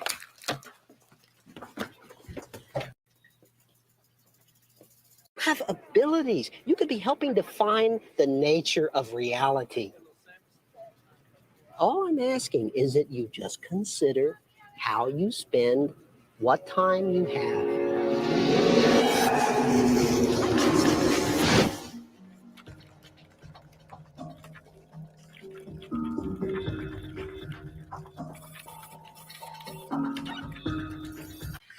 I've pinpointed the area most likely to be the perpetrator's residence. You got the guy's address? Not the address, no. An approximate base. In trying to avoid a pattern, you wound up with one anyway? Yep, locations purposefully distanced from a site not on your map, but clearly marked in the perpetrator's mind, namely his residence. The equation reveals the probability that each area has of being a subject's base. Yellow's the hot zone. I had a feeling about Silver Lake. I estimate an 87% chance he lives in that area. You know, I don't know a lot about mathematics, but this doesn't make any sense to me. Makes more sense than this. You can't win if you don't buy a ticket. Yes, this is truth. However, the odds of this one being the winning ticket are 1 in 41 million, which means if you bought 20 tickets every week, you would win the jackpot once every 40,000 years. Really? Yep. It's basic probability theory.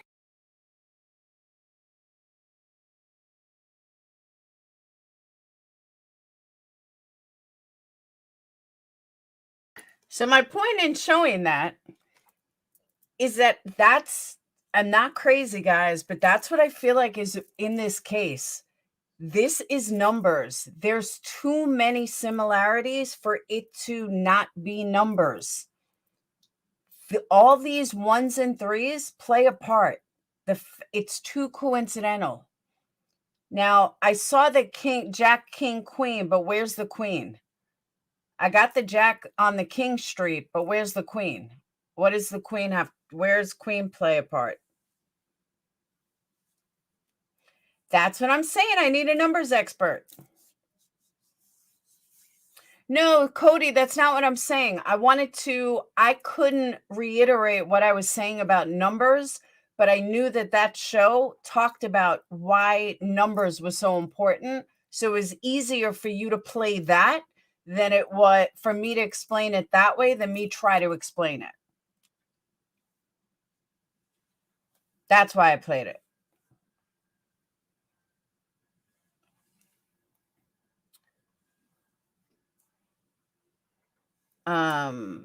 Queen is the street that the house actually sits on. I thought it was King Street. 3 queens? Maybe. But that's almost like digging a little. And a lot of the other stuff isn't digging. A lot of the other stuff is like right there. And I don't know. I just feel like numerology plays a part in this. And track the numerology, track the patterns of numerology, and we might get some answers. Caller and Dolly tonight said the same thing. Oh, no shit, Twin Cities? Of course, and Dolly's got 1,000 people while making soaps. And I have 203. Make that make sense. Well, the 333 is actually a good number. That I know. 333 is an angel number. The back door actually looks like it's on the front door And it's on Queen Street. Aha, there you go.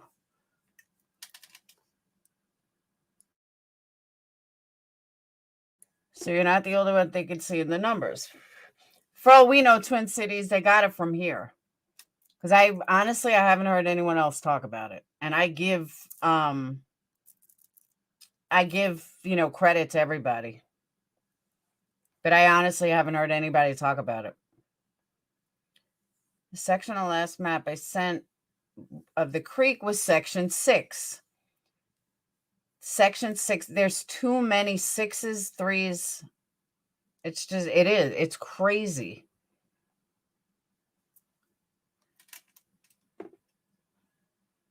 Also include the other 2 stabbings in Pullman and Oregon. Yeah, but I'm not going to include Oregon. I mean, we could say that about anything, that there's stabbings anywhere. Yeah, it's more math than fantasy. But now at the same time, I don't know if the killer knows the numbers, if they logically and have thought it out or has anything to do with the numbers. I don't know. It may be something different, but I personally think this is numbers. We are going to find answers by figuring out the clues in the numbers. I'm just not a numerology expert to know the numbers and to know what the numbers mean and how it all fits together. And I know there are people out there that do. And they are holding the key of the answers. And again, I don't know if this is something that the killer or killers even understand, because they may not even understand it. They may not know that they're working on these numbers. They may not consciously realize that this is a numbers thing. That's what I'm saying.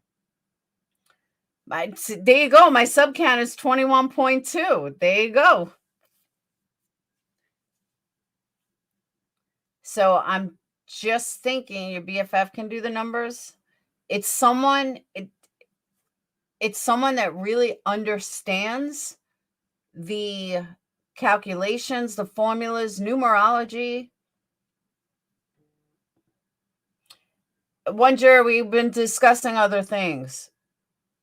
We were discussing what's his name's death, Hudson's death, and Hannah's death, and how it's connected. We just started talking about the 4. Forensic Astrology did a video on 12/2 about the Idaho murder. Oh, really, Lynn? All right, let me check that out.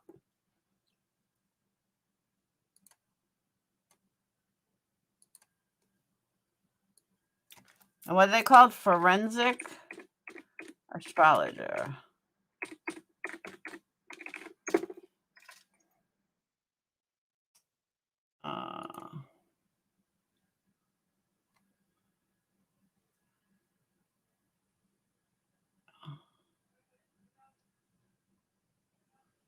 Who's Val and Todd? Is that them?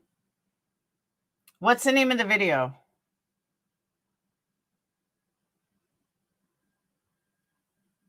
$8 days ago? No, it'd be 10 days ago, right?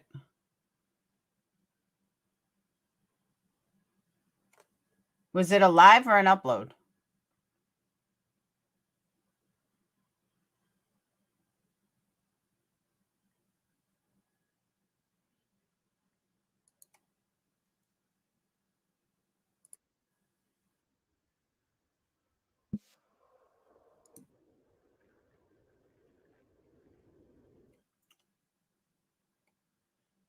All right. We'll watch it for a little. I don't know if this has anything to do with anything, but let's check it out. We'll see what happens.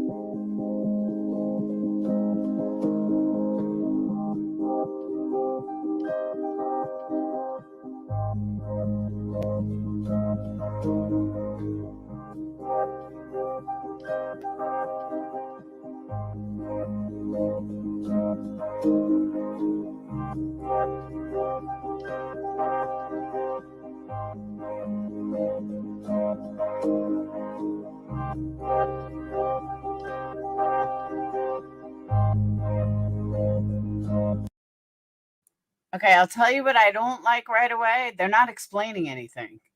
I know they're writing stuff on the bottom, but to somebody else, they're not going to know what the ninth house is or why he's connecting this. Like, they need to explain it.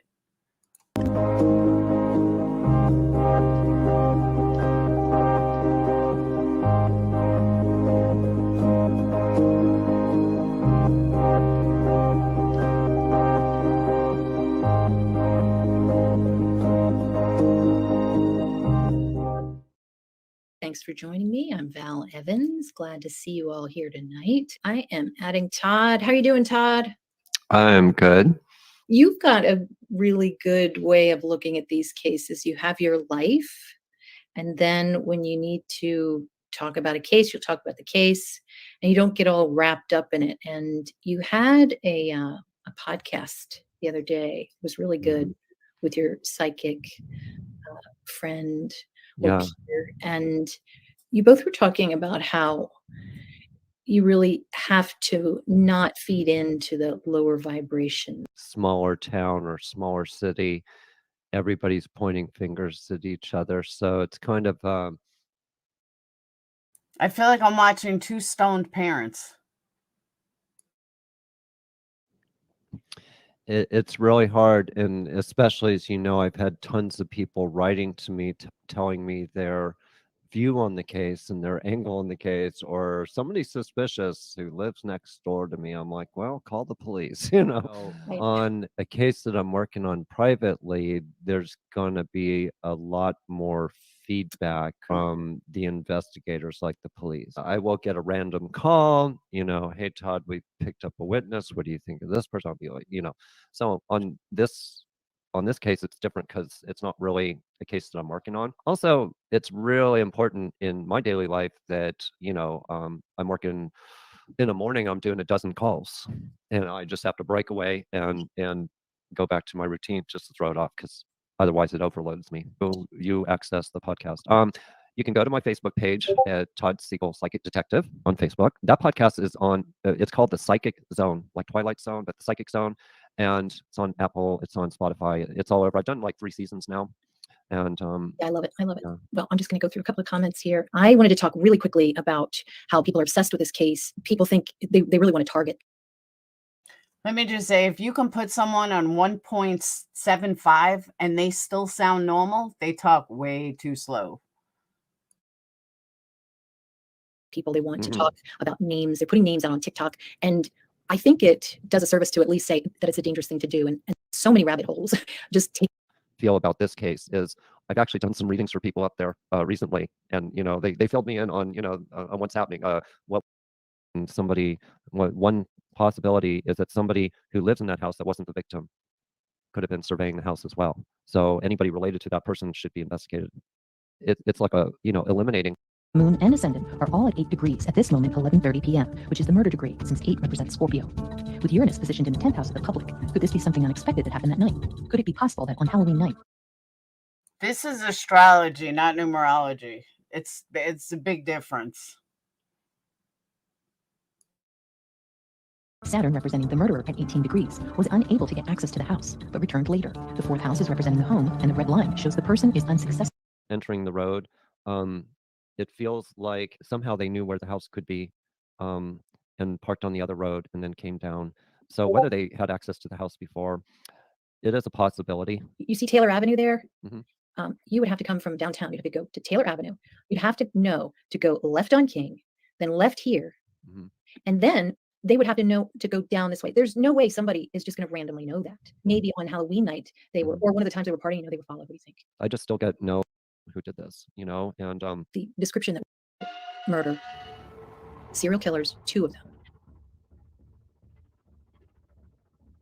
Like if we're saying there's 2 serial killers, they're extremists, and they're from a cult, like how is Kaylee going to know anybody like that? That's what I want to know. I wonder why you first got Xana. Yeah, this is astrology, not numerology. It's a big difference. Yeah, remind me not to hit them anymore. But no, thank you for trying. But yeah, that's totally different. Numerology and astrology are like apples and oranges.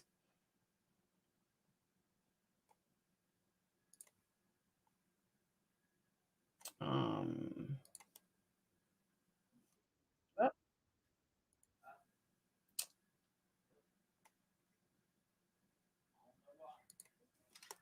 Hold on.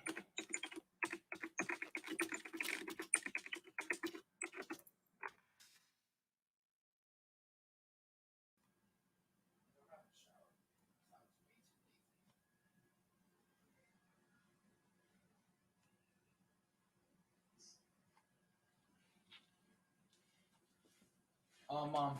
I'm live. But Oh, never mind. I'm not seeing anything. I was looking for some in numerology in relation to the case, and there's nothing.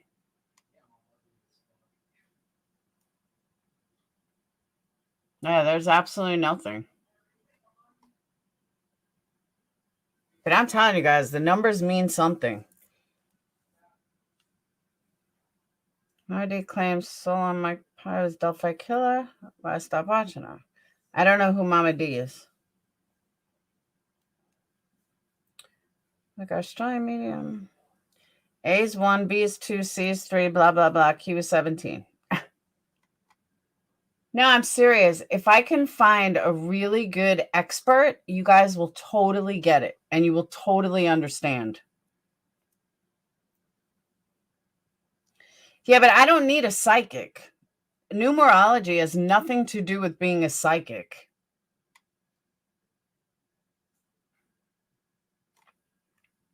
A lot of psychics have no idea about numerology. They're not connected. I mean, they are somewhat because it's all metaphysical, but numerology is a whole separate entity. It's really interesting, but it's a whole separate entity.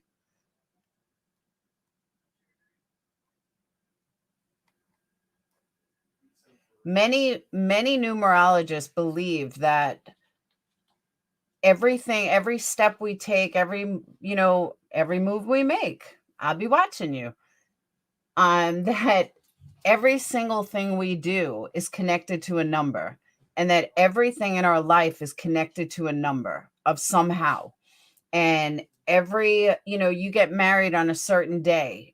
Well, that's the day that you were supposed to get married on, and it's all connected.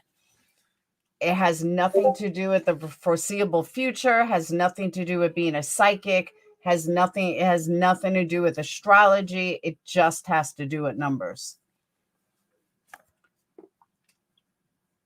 Numerology is a standalone entity. It's not connected to astrology. Say exactly. What's 1134? Saved by 0? I'm going to try to find a numerology expert. Yeah, Greeks do numerology. I think they do.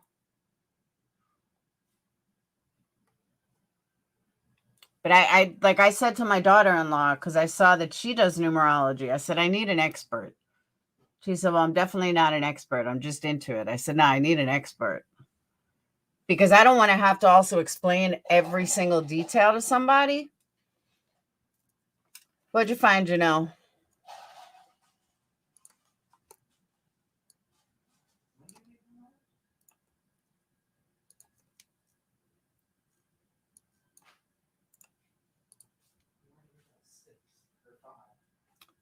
The deep meaning behind the numbers? Did you watch it first?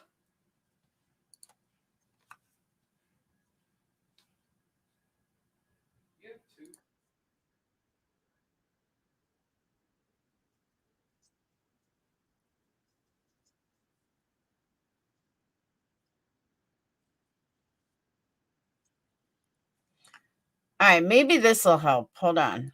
And then I'm going to get off because I'm starving. But maybe this will help. Hold on.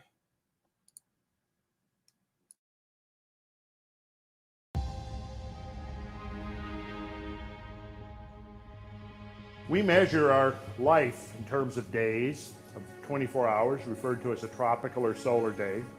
And it turns out that 24 of these hours are 1,440 minutes. This is one of the key numbers within the ancient canon of numerical cosmology that the ancients used to basically. All right, candle customers, does this look familiar? It should, because it's on every label. That's my label logo.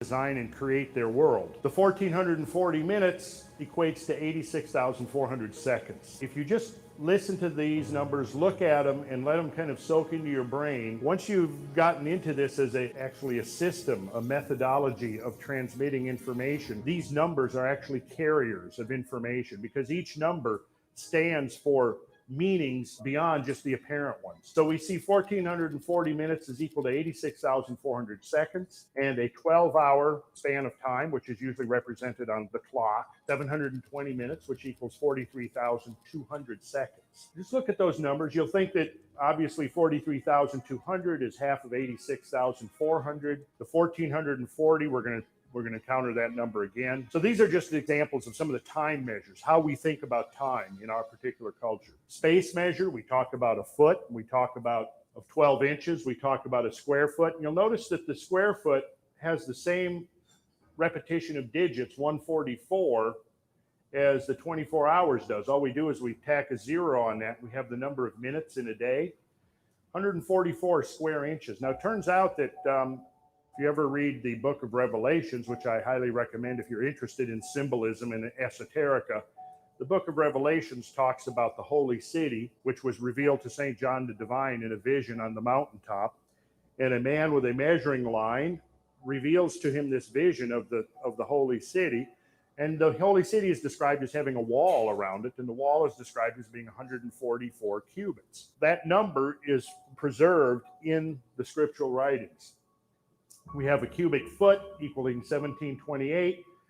I want to call your attention to the 1 square yard, which is 1,296 inches.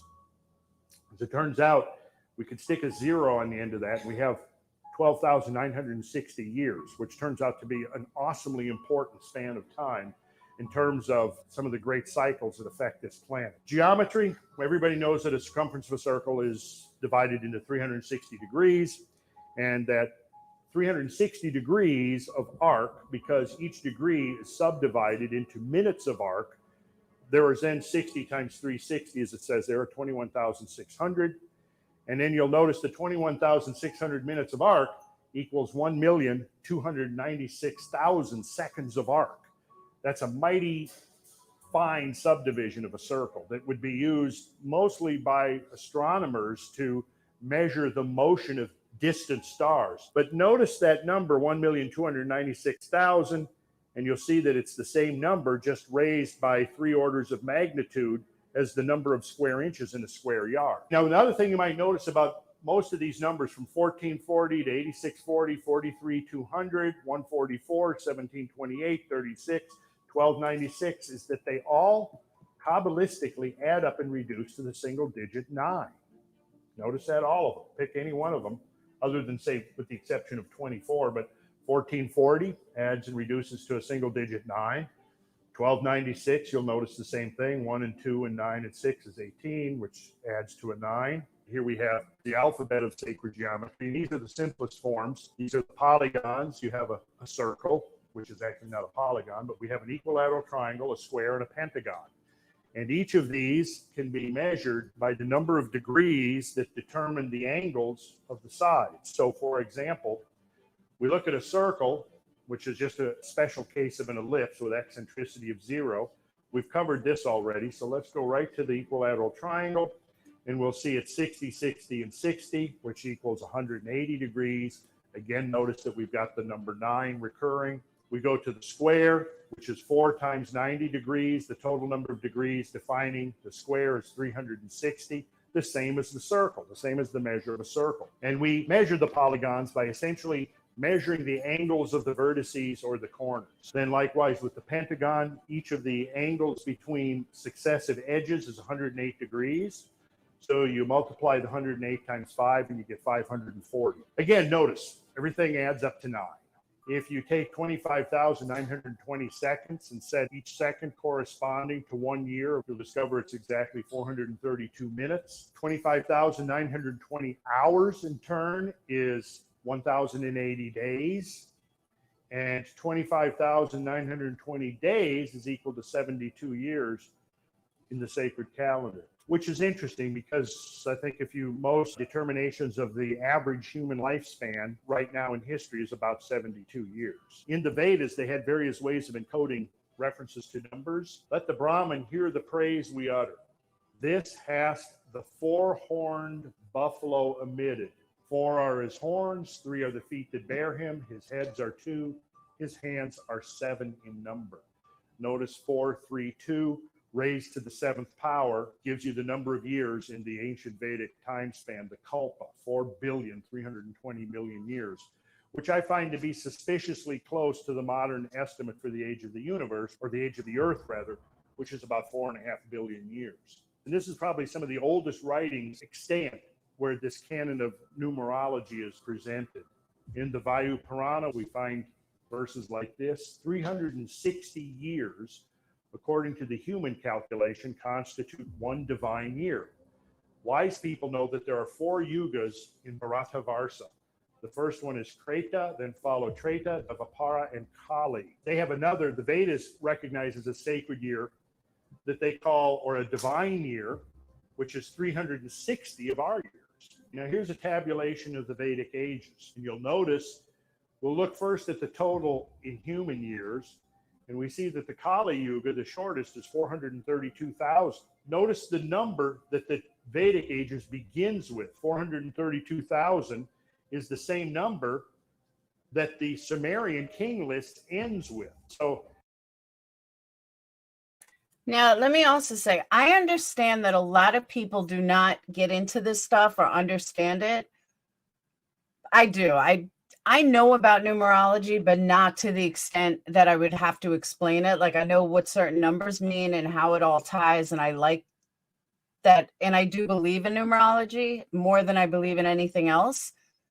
But this guy's explaining really what I'm trying to say much better than I can, and just showing you how every single thing is connected to numbers.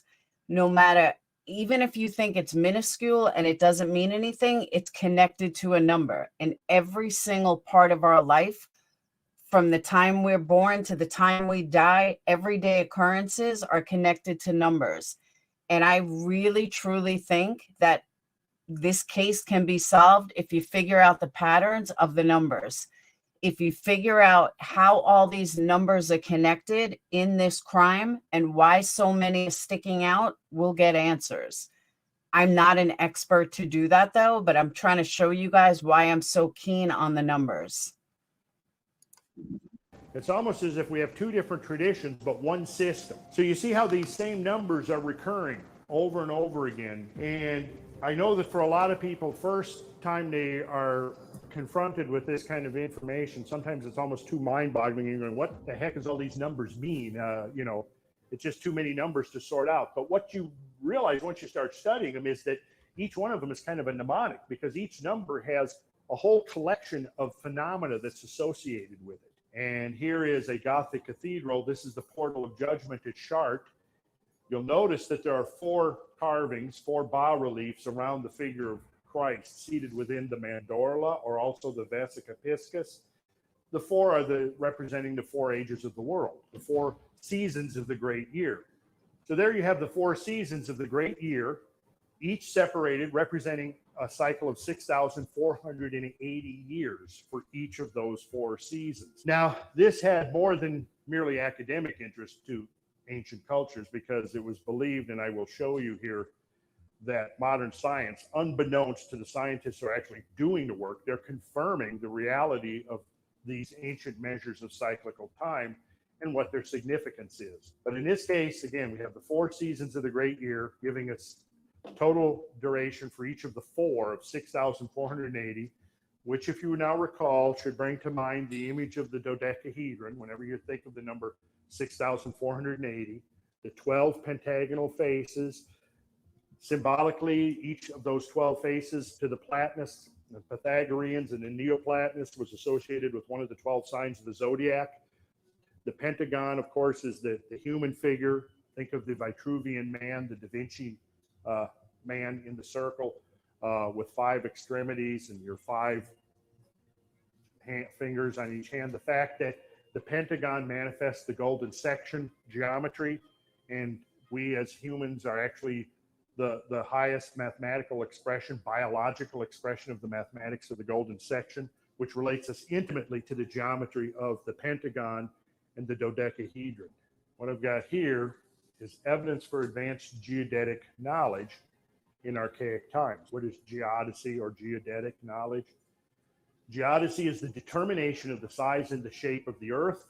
Early in the 19th century, such knowledge was acquired by extensive land surveying and triangulating over large tracts of the Earth's surface. Since the 1970s, orbital satellites have provided the most accurate picture of the Earth's exact size and mass distribution. Any advanced comprehension of the larger picture of our planet as a suitable abode for the evolution of higher life requires knowledge of its size and shape. The total mass, of course, determines g, the gravitational constant. The equatorial bulge is an integral component of the forces acting to impose rotation and orbital stability on Earth as it wheels about the sun. The relevance of these two basic factors to the evolution of life cannot be underestimated. Ancient master builders understood Earth's fundamental geodetic parameters on a level not equaled until the advent of modern satellite surveys. How do we know that? Well, probably the most salient means we have of knowing that is the Great Pyramid of Cheops itself. And there's been lots and lots of speculation about what the form or what the function of the Great Pyramid was. Some of it to me is pretty out there. Some of it I think is pretty abstract and speculative. What I've always thought does make the most sense and has the greatest credibility is the pyramid is essentially a model of the Earth. Ancient writings, Semitic writings, and I'm coming with 2 examples here. The Hebrew ancient writings, which would be Kabbalistic writings, the Hebrew Old Testament, the Torah, and then the Greek alphabet, the New Testament. There's a ton of 2s, 3s, and 1s, tons, and 6. And it's got to be connected. It can't, what I'm saying in the universe, it's not a coincidence that someone in the same frat house was born on the 13th, which is the same day that someone died on the 13th. 4 people died on the 13th. There's just too many connections, too many to 1-3, which is a scary number. But, you know, I don't know, something in my gut tells me that there's more to this. And the only way we're going to figure out is if we figure out the patterns of these numbers and what they mean. But Tony, it's not a standalone number. It's together numbers. It's how they all relate together. Like I can pull up the definitions of singular singular numbers, but this isn't that. That's why I said I need an expert. I mean, I know what 3 is, I know what 13 is, I know all that. But there's more to this. Ethan was a triplet. Yeah, I discussed all that earlier. Trinity. See, thank you for the super chat. See, you're a massage. Woo, I'm getting a massage. I don't see your comment.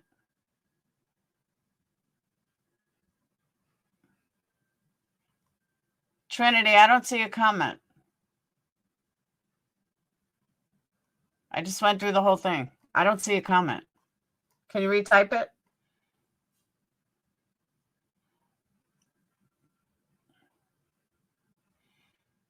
Yeah, but I don't know. I kind of, all it says is message Reddit neighbor. There are past stabbings all done on the 13th, between 3 and 4. Harsh. I'm getting 1 words from you. She wants a Reddit link.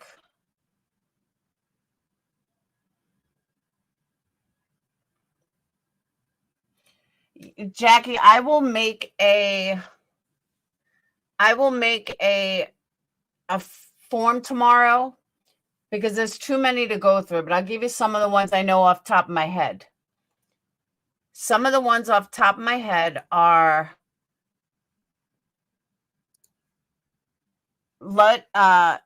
Hudson was born on the 13th.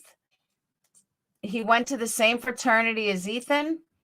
He was born in 2003. Ethan died. Ethan was a triplet, which is 3. 3 other people were dead. 3 other people died. Besides him, there's 3. 3 plus 3 equals 6. There's so many. So many. As long as I'm being the neighbor and I'm being blocked on what I'm saying. What do you mean you're being blocked on what you're saying? I need a link. Give me a link. I probably read it already. I've read pretty much everything the neighbors posted.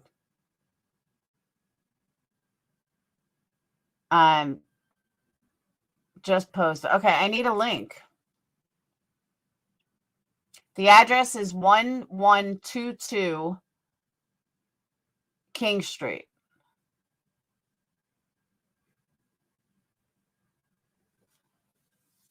Do you have a link, Trinity?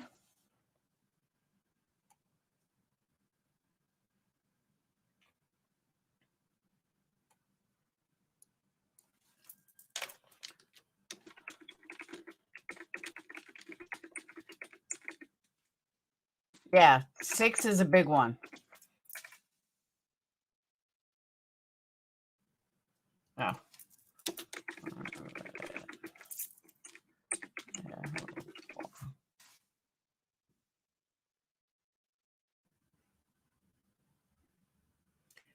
No, I didn't get the link. The only one I see is from 2 days ago.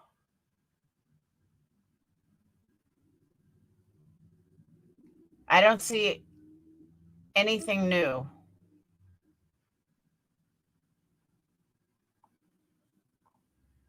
Can you email it to me? perplexqt@gmail.com?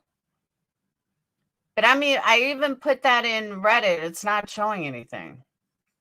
Post 2 hours ago. Do you have the name of the... Which group was it in?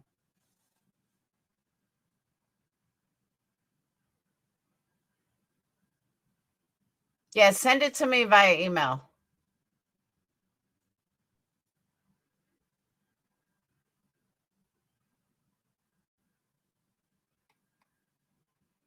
Send it to me via email. I'll check it out before I shut down. Because I mean, I'm looking on Google. I don't see anything. All right, hold on.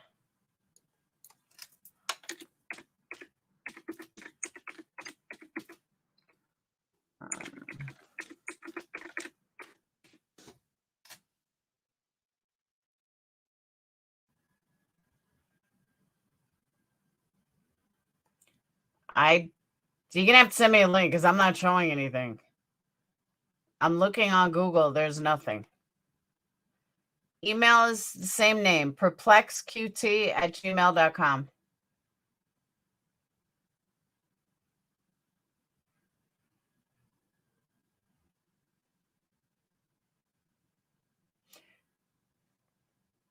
Yeah, I'm looking on Reddit. I'm not seeing it. That's what I'm saying. What group on Reddit is it in?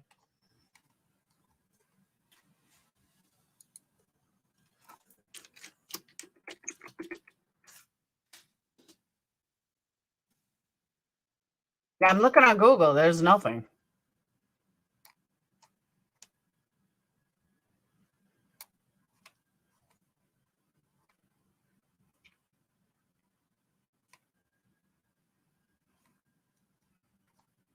Does anyone else know what she's talking about?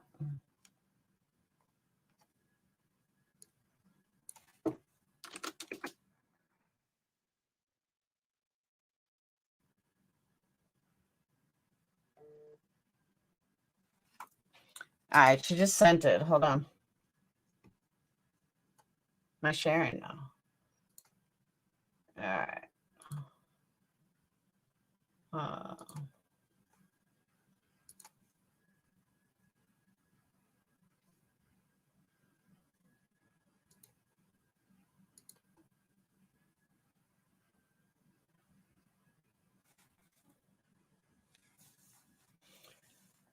All right.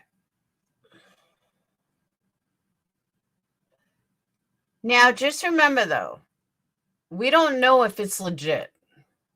That's the thing about online postings. We don't know if it's legit.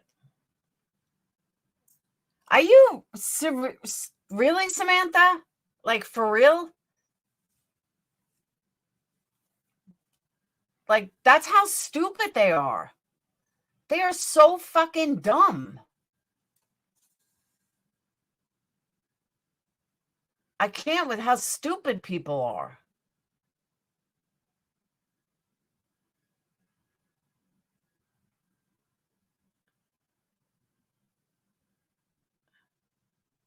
Yeah, I said I need an expert. That's why, like, I can't deal with these fucking morons.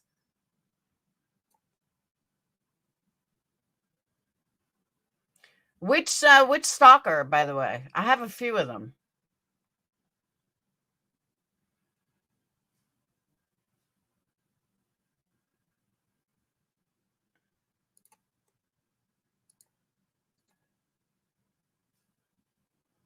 All right. Oh. Yeah, no, I'm definitely no expert. All right. Enon Harsh AMA.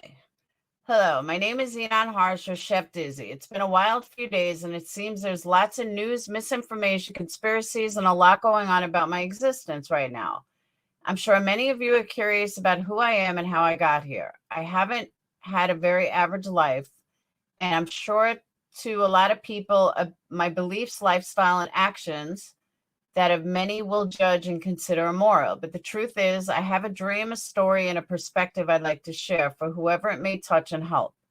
I believe in 5 things: peace, harmony, freedom, love, and happiness. I truly believe this is something human existence can reach, but unfortunately, greed and corruption has pulled us far away from that dream, and the consequences of such has impacting individuals across the globe daily.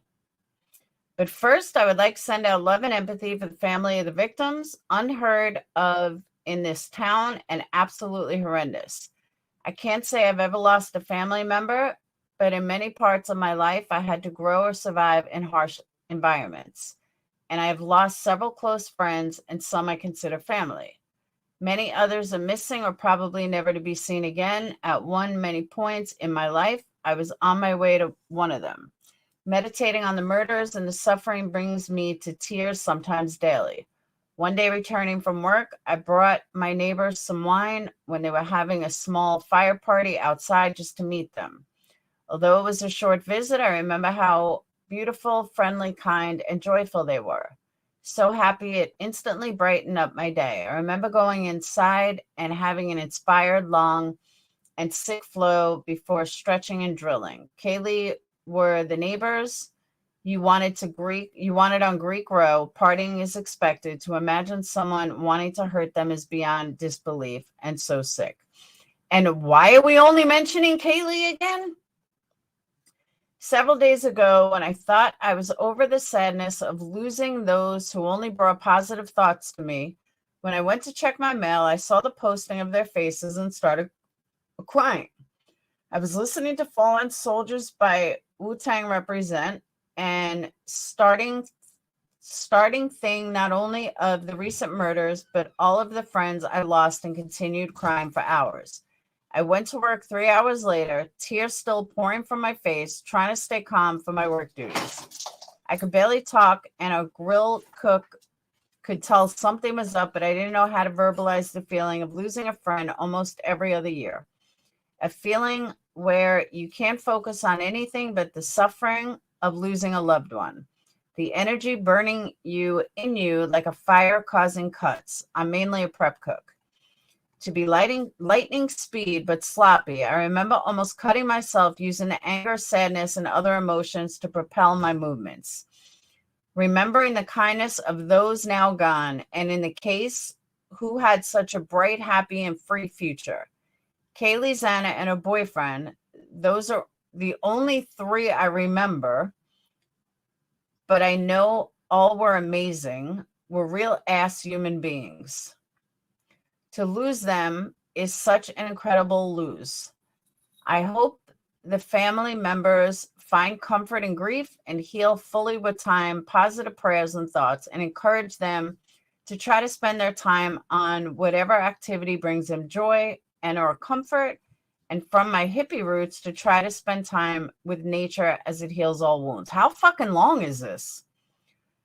While I don't normally support police, I understand them to think there are some really well-intentioned and good ones in the force, as I've met a few. And in this case, I do support the homicide department and hope the perpetrator is found while justice served. While I believe in freedom, there is a line you don't cross. And once you cross that line, it is time to move on to the next physical existence. I hope the family members and close relatives can find. All right. Is there anything to this, or is this just this guy rambling? Because this is not like worth anything. It was just posted. I have faced many near-death experiences. I've lived a reckless life, especially in my youth. I've done pretty much whatever I want my entire life. At the same time, I have always believed in compassion, morality, HESMA, and being the best version of yourself. I have a lot of struggle. Exactly. It's like a fucking manifesto. I have had a lot of struggles with insecurities, incredibly naive and optimistic, and extremely different, and lots of times misunderstood. Sometimes when I think about those I lost, I ask myself, why not me? And I know that's stupid. And while I'm not really religious, I do believe in purpose and destiny. Being here free and alive today, despite many odds, I truly believe I have something to offer the world. And I'm looking at what's happening globally, and it brings me to tears to see how much suffering sediments beings are chronically experiencing. I have a story to share, and I think it's one that can touch people in meaningful ways and raise awareness of a lot of the problems in the world that many people do not see. Hopefully, this will reach out those who can use or just curious, and it can make a positive, meaningful changes in the world. But before we go through, hold on. Holy fuck. Are you serious? Oh my God. This is a fucking manifesto.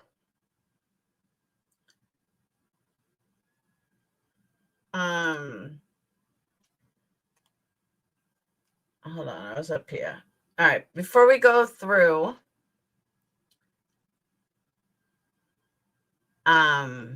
there's a few of them, just Samantha. It's not just one. There's about 3. In my healing process, I couldn't find the book, but it is from Tibetan Heart Yoga. It is a book my mother gave me. I took for granted and let slip my gaze for almost a decade. Growing up homeschooled up to high school, I had a very different youth than most people in this country. I was very close to my mother and grew distant over the years. My mother faced a lot of suffering and death in her life, as well as her mom died in her early 20s. Blah. I really don't feel like reading all this. She always had a high focus on meditation, yoga, healthy living, blah, blah, blah. There are 2 parts. Part 2 is only to be done after a successful one. It used to be easy for me, but I have not been as consistent with my practice and rarely do ever as I make part 2 these days. When I do, it usually brings me to tears. Part 1, the perfect 10 sit on a pillow. Okay, no interest. Take a flow that most American chose a rose, whereas Tibet is going on about that. Now that your light is more brilliant, expansive, it's time to think. This guy's whacked. He's absolutely fucking whacked. Envision all the negative energy. All right, I do agree with that. Now that both your flowers are bright and radiating expansive, brilliant light, imagine your diamonds emitting a beam of glow using 10. All right, this is mediation, and I do kind of agree with it. He said, imagine them sitting, this is like intentions, and this I do know about. But now that your light is more brilliant and expansive, it's time to think about someone you deeply care about who is suffering. Imagine them sitting in front of you with your own diamond and flower, and the light is dim and the diamond is barely an ember, yet something is wrong. You can tell that they are not feeling well and can sense to see their sadness. Your own flower and diamond are shining bright still, and envision this. Think about their struggles and what brings them suffering. Go deep and into detail without judgment. Think about their struggles, their sacrifices they have to make to overcome them, and the many ways human existence brings them suffering, from society to personal health. Now envision all the negative energy and factors that cause them suffering and suck it into a black hole, into one black mass. Now slowly start sucking it on your inhales out of their body. When it comes out, you can see some of their sadness leave their body and face, but you can see that it is not all removed, as you both still sense a negative energy mass. At the same time, some spark sets to the shining diamond, and the golden flower begins to radiate more light. Now keep moving the mass towards you. Eventually, it will be close to your golden flower. Try to use 7 or 8 breaths total to get here. Now focus on radiating light, how intense it is to your diamond, consuming everything around it but this mass. Now again, with one breath, pull it in and allow your diamond to eat and shine the most brilliantly it ever has. Finally, the happiness of your loved one returns to her face and body. You can feel her problems being lifted and see the return of her face as her flower glows strongly and the shining diamond grows intently. Now, to be honest with you, that's just another way to do an intention, but it's kind of the same thing with like candles. Like any intention, that's what you're doing. You're focusing on something and you're bringing it away. I forgot who I had a conversation with the other day about Scientology and auditing. Whoever, I forgot who I had that conversation with. It's the same kind of thing. That's basically what auditing is. Now that your flowers are bright and radiating expansive, brilliant light, imagine your diamonds emitting a beam of golden light towards a concentrated ball of energy in the middle. Using 10 breaths, grow it in mass and intensity until the 10th breath, where mass explodes and creates a golden light, and the most bright and intense it has been consumes everything. Spends as many breaths here envisioning the omnipresent light. Try to start with at least 3 and then work your way up. There are reports of people spending days in this trance state. That is true, by the way. A lot of information and misinformation has been dug up about me, and a lot of false media as well. The initial media came from a dope fiend, butthurt, and I'd like to share my version to set the record straight. It said my car was used in robbery. My car is in a fucking mechanic shop. 12 years ago, I was charged with second-degree robbery with a stolen firearm, felony possession of mushrooms, MDMA, meth, and opiates, I think. All charges were dropped, rightfully so, and I went to prison for possession with intent to deliver MDMA, which is ecstasy. I'd like to share what happened and how I got there. I don't care how we got there. It talks about his drug use, why he was a drug addict, why he got into drugs, and none of this has anything to do with anything. You guys can read this on your own. I have no desire to read his drug history. I don't care. I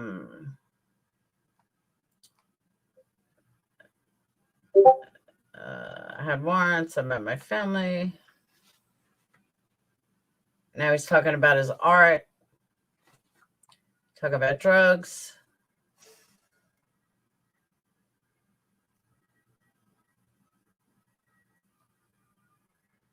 Okay. Some of you are wondering what stick juggling is, and I'd love to share. I'm at a point in my practice where I will start offering services, fire shows, and lessons. And I'm going to start a free YouTube channel on learning fundamentals along with a cooking show. If you'd like to see more about what's going on in my life, I'd love it if you stay tuned. I actively avoid social media, but I have a public IG staff junkie, public IG, which is staff junkie, that I haven't updated in years because I'm lazy when it comes to video uploading and editing, but I will work to add some more recent videos of what I've been doing with triples. I mostly work towards 4 right now. And he juggles 3.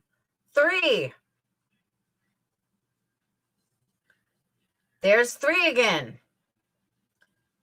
I apologize for the rough editing on the second half. I've been writing this up for several hours and we'll try to edit more later. Okay. Here's the link. You guys can all read the full thing on your own if you're interested. My ADHD doesn't let me read that much. Hey, Jen. My ADHD just can't handle that much writing. Has provided Has provided verification of identity, as with all contributions by verified users. Anything rude or hateful, especially. All right, so he is verified. That was him. Oh, they cliff notes exactly. Life story of drugs, lots of Aesop, Brock, meditating in jail. Didn't hear anything out of the ordinary. Yeah, I didn't hear anything out of the ordinary either. I had a fucked up life, very peaceful. I used to do drugs.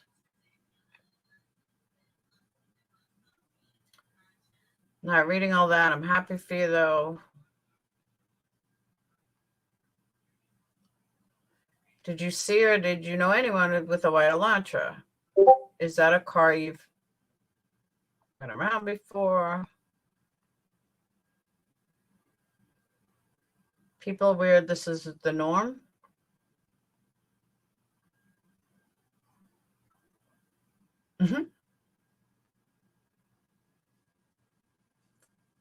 I don't know anything else about you. I think it's ill-advised that you drew attention to yourself and are continuing to do so. He's starting a YouTube channel. Of course he's going to do that.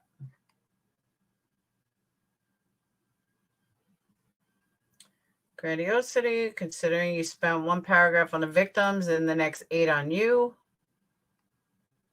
I think you should stop while you're ahead. See, this right here is a problem. Someone who people are spreading lies about online, I have a right. I have a right to have my voice, my story hold separate from the media. That is free speech. I'm not even trying to sell you something. You oddly made this about yourself.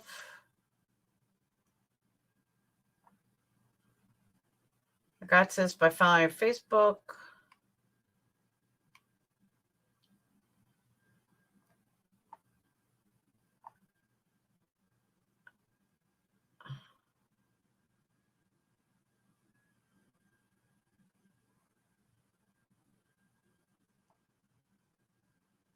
Do I smell the makings of a Lifetime movie?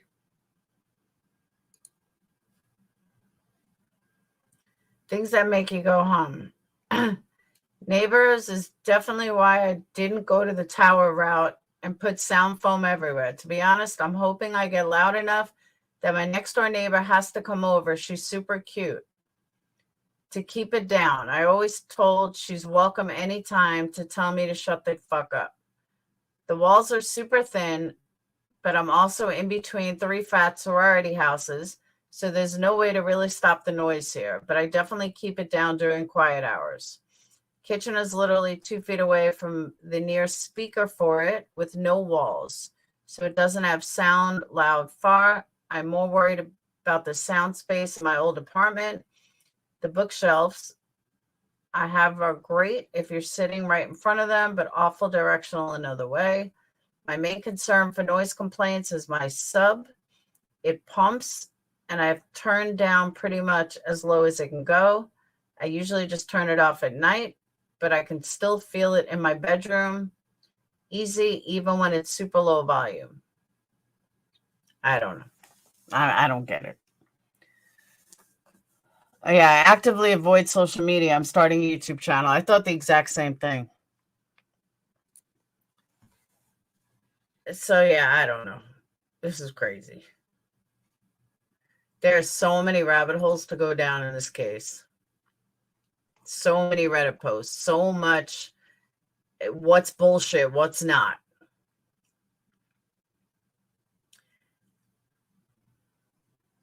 And to my Facebookers and Redditors, how come you guys aren't dropping my videos on Reddit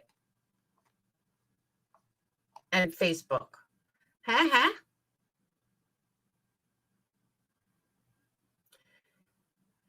He said less about himself than the internet sleuths have said about him. He wrote more. He wrote, when I made national news for the most mundane shit in conversation while taking my trash out, then going online and seeing all the lies posted about me, I thought it was time to let the cat out of the bag and let people know what happened from my perspective. For a super ordinary, mostly person, in my eyes, this is super beyond ridiculous, but I think it's important considering how viral this has become and how much of a target I have become for basically nothing. I should let my voice be heard.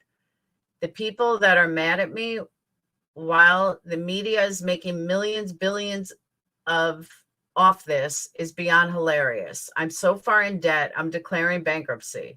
I live paycheck to paycheck and don't even have health insurance. Sounds like me. My job is longer and harder than most, and the hours leave me almost no social life, which I'll admit I've grown to like. I'm hurt by this like everyone else in the community, but many of us trying to grieve are disrupted by how national and outside attention it's got. The most effective course being the parents. No one did this. No one deserved this. I'm gonna watch what I'm gonna do. Hold on.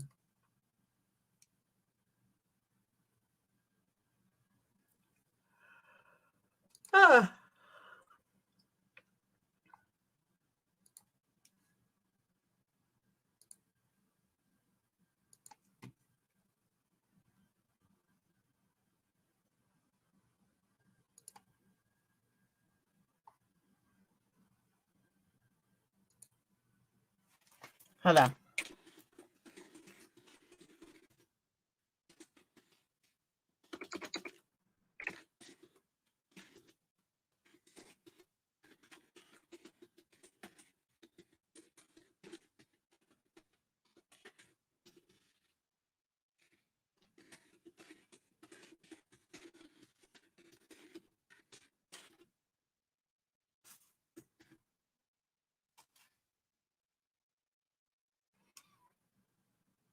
All right.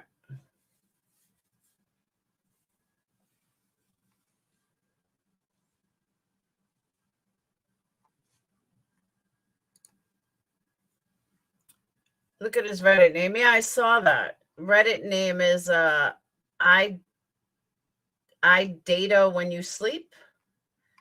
I Ada when you sleep. I don't know.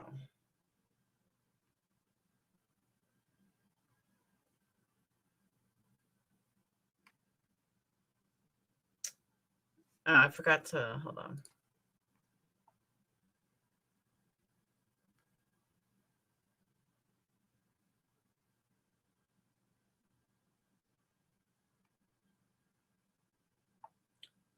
Are these people dumb? The scream is fake. It was created by a phony YouTuber named Joseph. You should check out XQT video on it. Boom. I never use Reddit.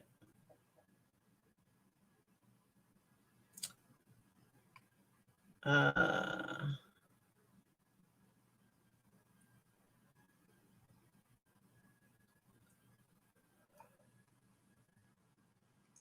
right. Since you saw a dark SUV around the same time the victims returned home, did you also see the victims return home? Now, I'm a super hermit. I spend almost all my time indoors in the winter. Sometimes I go out late for walks, but this night was pretty usual.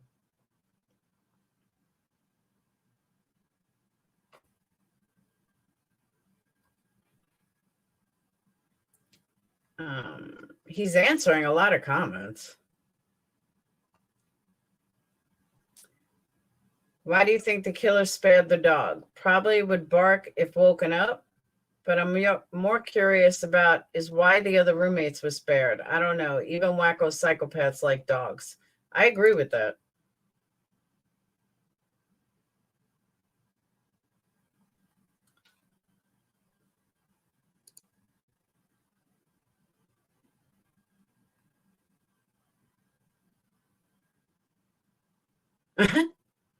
Not me, perplexed.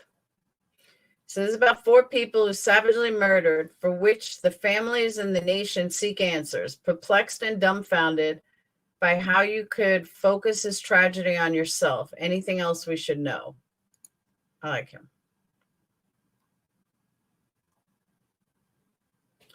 Reddit is not the place to come post your life story. This is making you seem far too sketchy. I'm sporadically extra loud. Don't think anything of it. Sometimes I turn up and juggle because I'm feeling the vibe.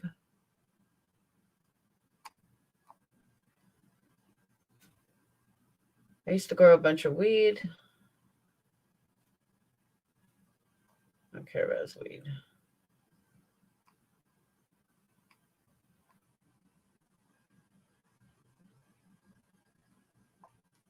That's it. I left a comment. I left a comment on the other thread.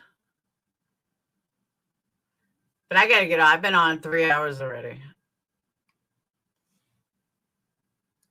I haven't even been giving you guys commercials.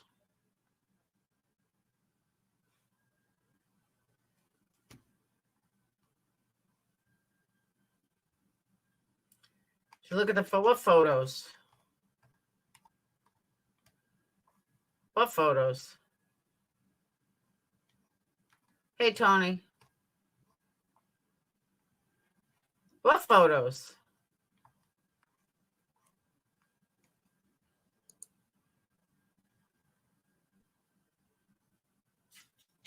So I think a BMW-ish luxury style SUV car without out-of-state plates. See?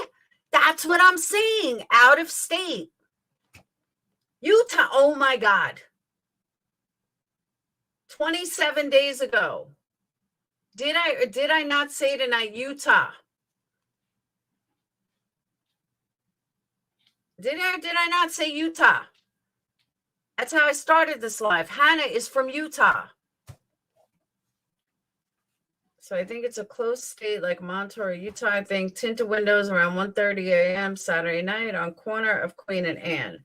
Notice that spot was empty on Sunday and replaced by cop cars on Sunday. Seems sus now. As someone who lives here, the non-resident cars usually stand out to me, but I was tired. Did you make dinner? What? Did you make dinner? No, I didn't. Not for you. Actually, there's chicken and sausage that I made in the Tupperware thing. How come when I do make it, you don't eat? I always eat it. Oh.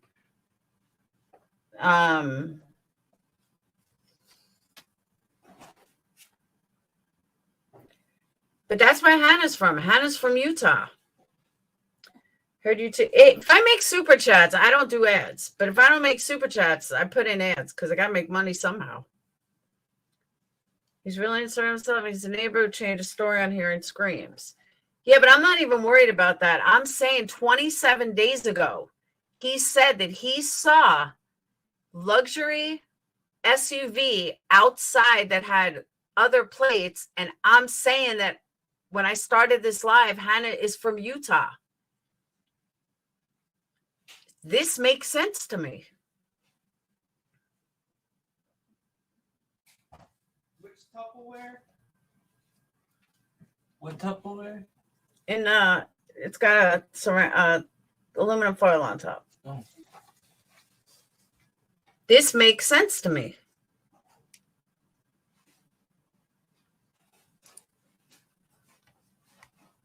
But no, I haven't seen the pictures on Facebook. I can't. I'll do that rabbit hole tomorrow. Otherwise, I'll be on here all night. And I cannot be on here all night.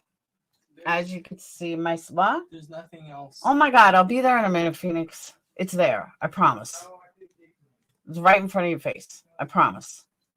All right. I got a kid. I'll understand. All right. Thank you, Debbie. See, now you won't get commercials for the last moment. But that's what I do. If I don't make super chats, I just do a lot of commercials because girls got to make money somehow. All right. I'll see you guys tomorrow. What? Yes. One of those streets was Queen. You got Queen, King, and Jack. If Jack turns out to be the killer, I will freak out. Yes, Hannah has one brother and uncles. But looking at her funeral, Heather, I don't see anyone that look like a killer. Just saying. I really didn't. You want to see a commercial? Sorry, Deb. If you see a commercial right now, then you see commercials. If you don't, then you don't see them. But I have to go do something for Phoenix, make him some dinner, even though it's 11 o'clock at night, because my 18-year-old, almost 18, can't cook for himself. So, all right, I will see you guys tomorrow. Have a wonderful day. 7:30 or 8 o'clock tomorrow. Thank you guys for Super Chat, PayPals, Cash Apps. Order your candles at energycandles.com. I will see you guys later. Peace.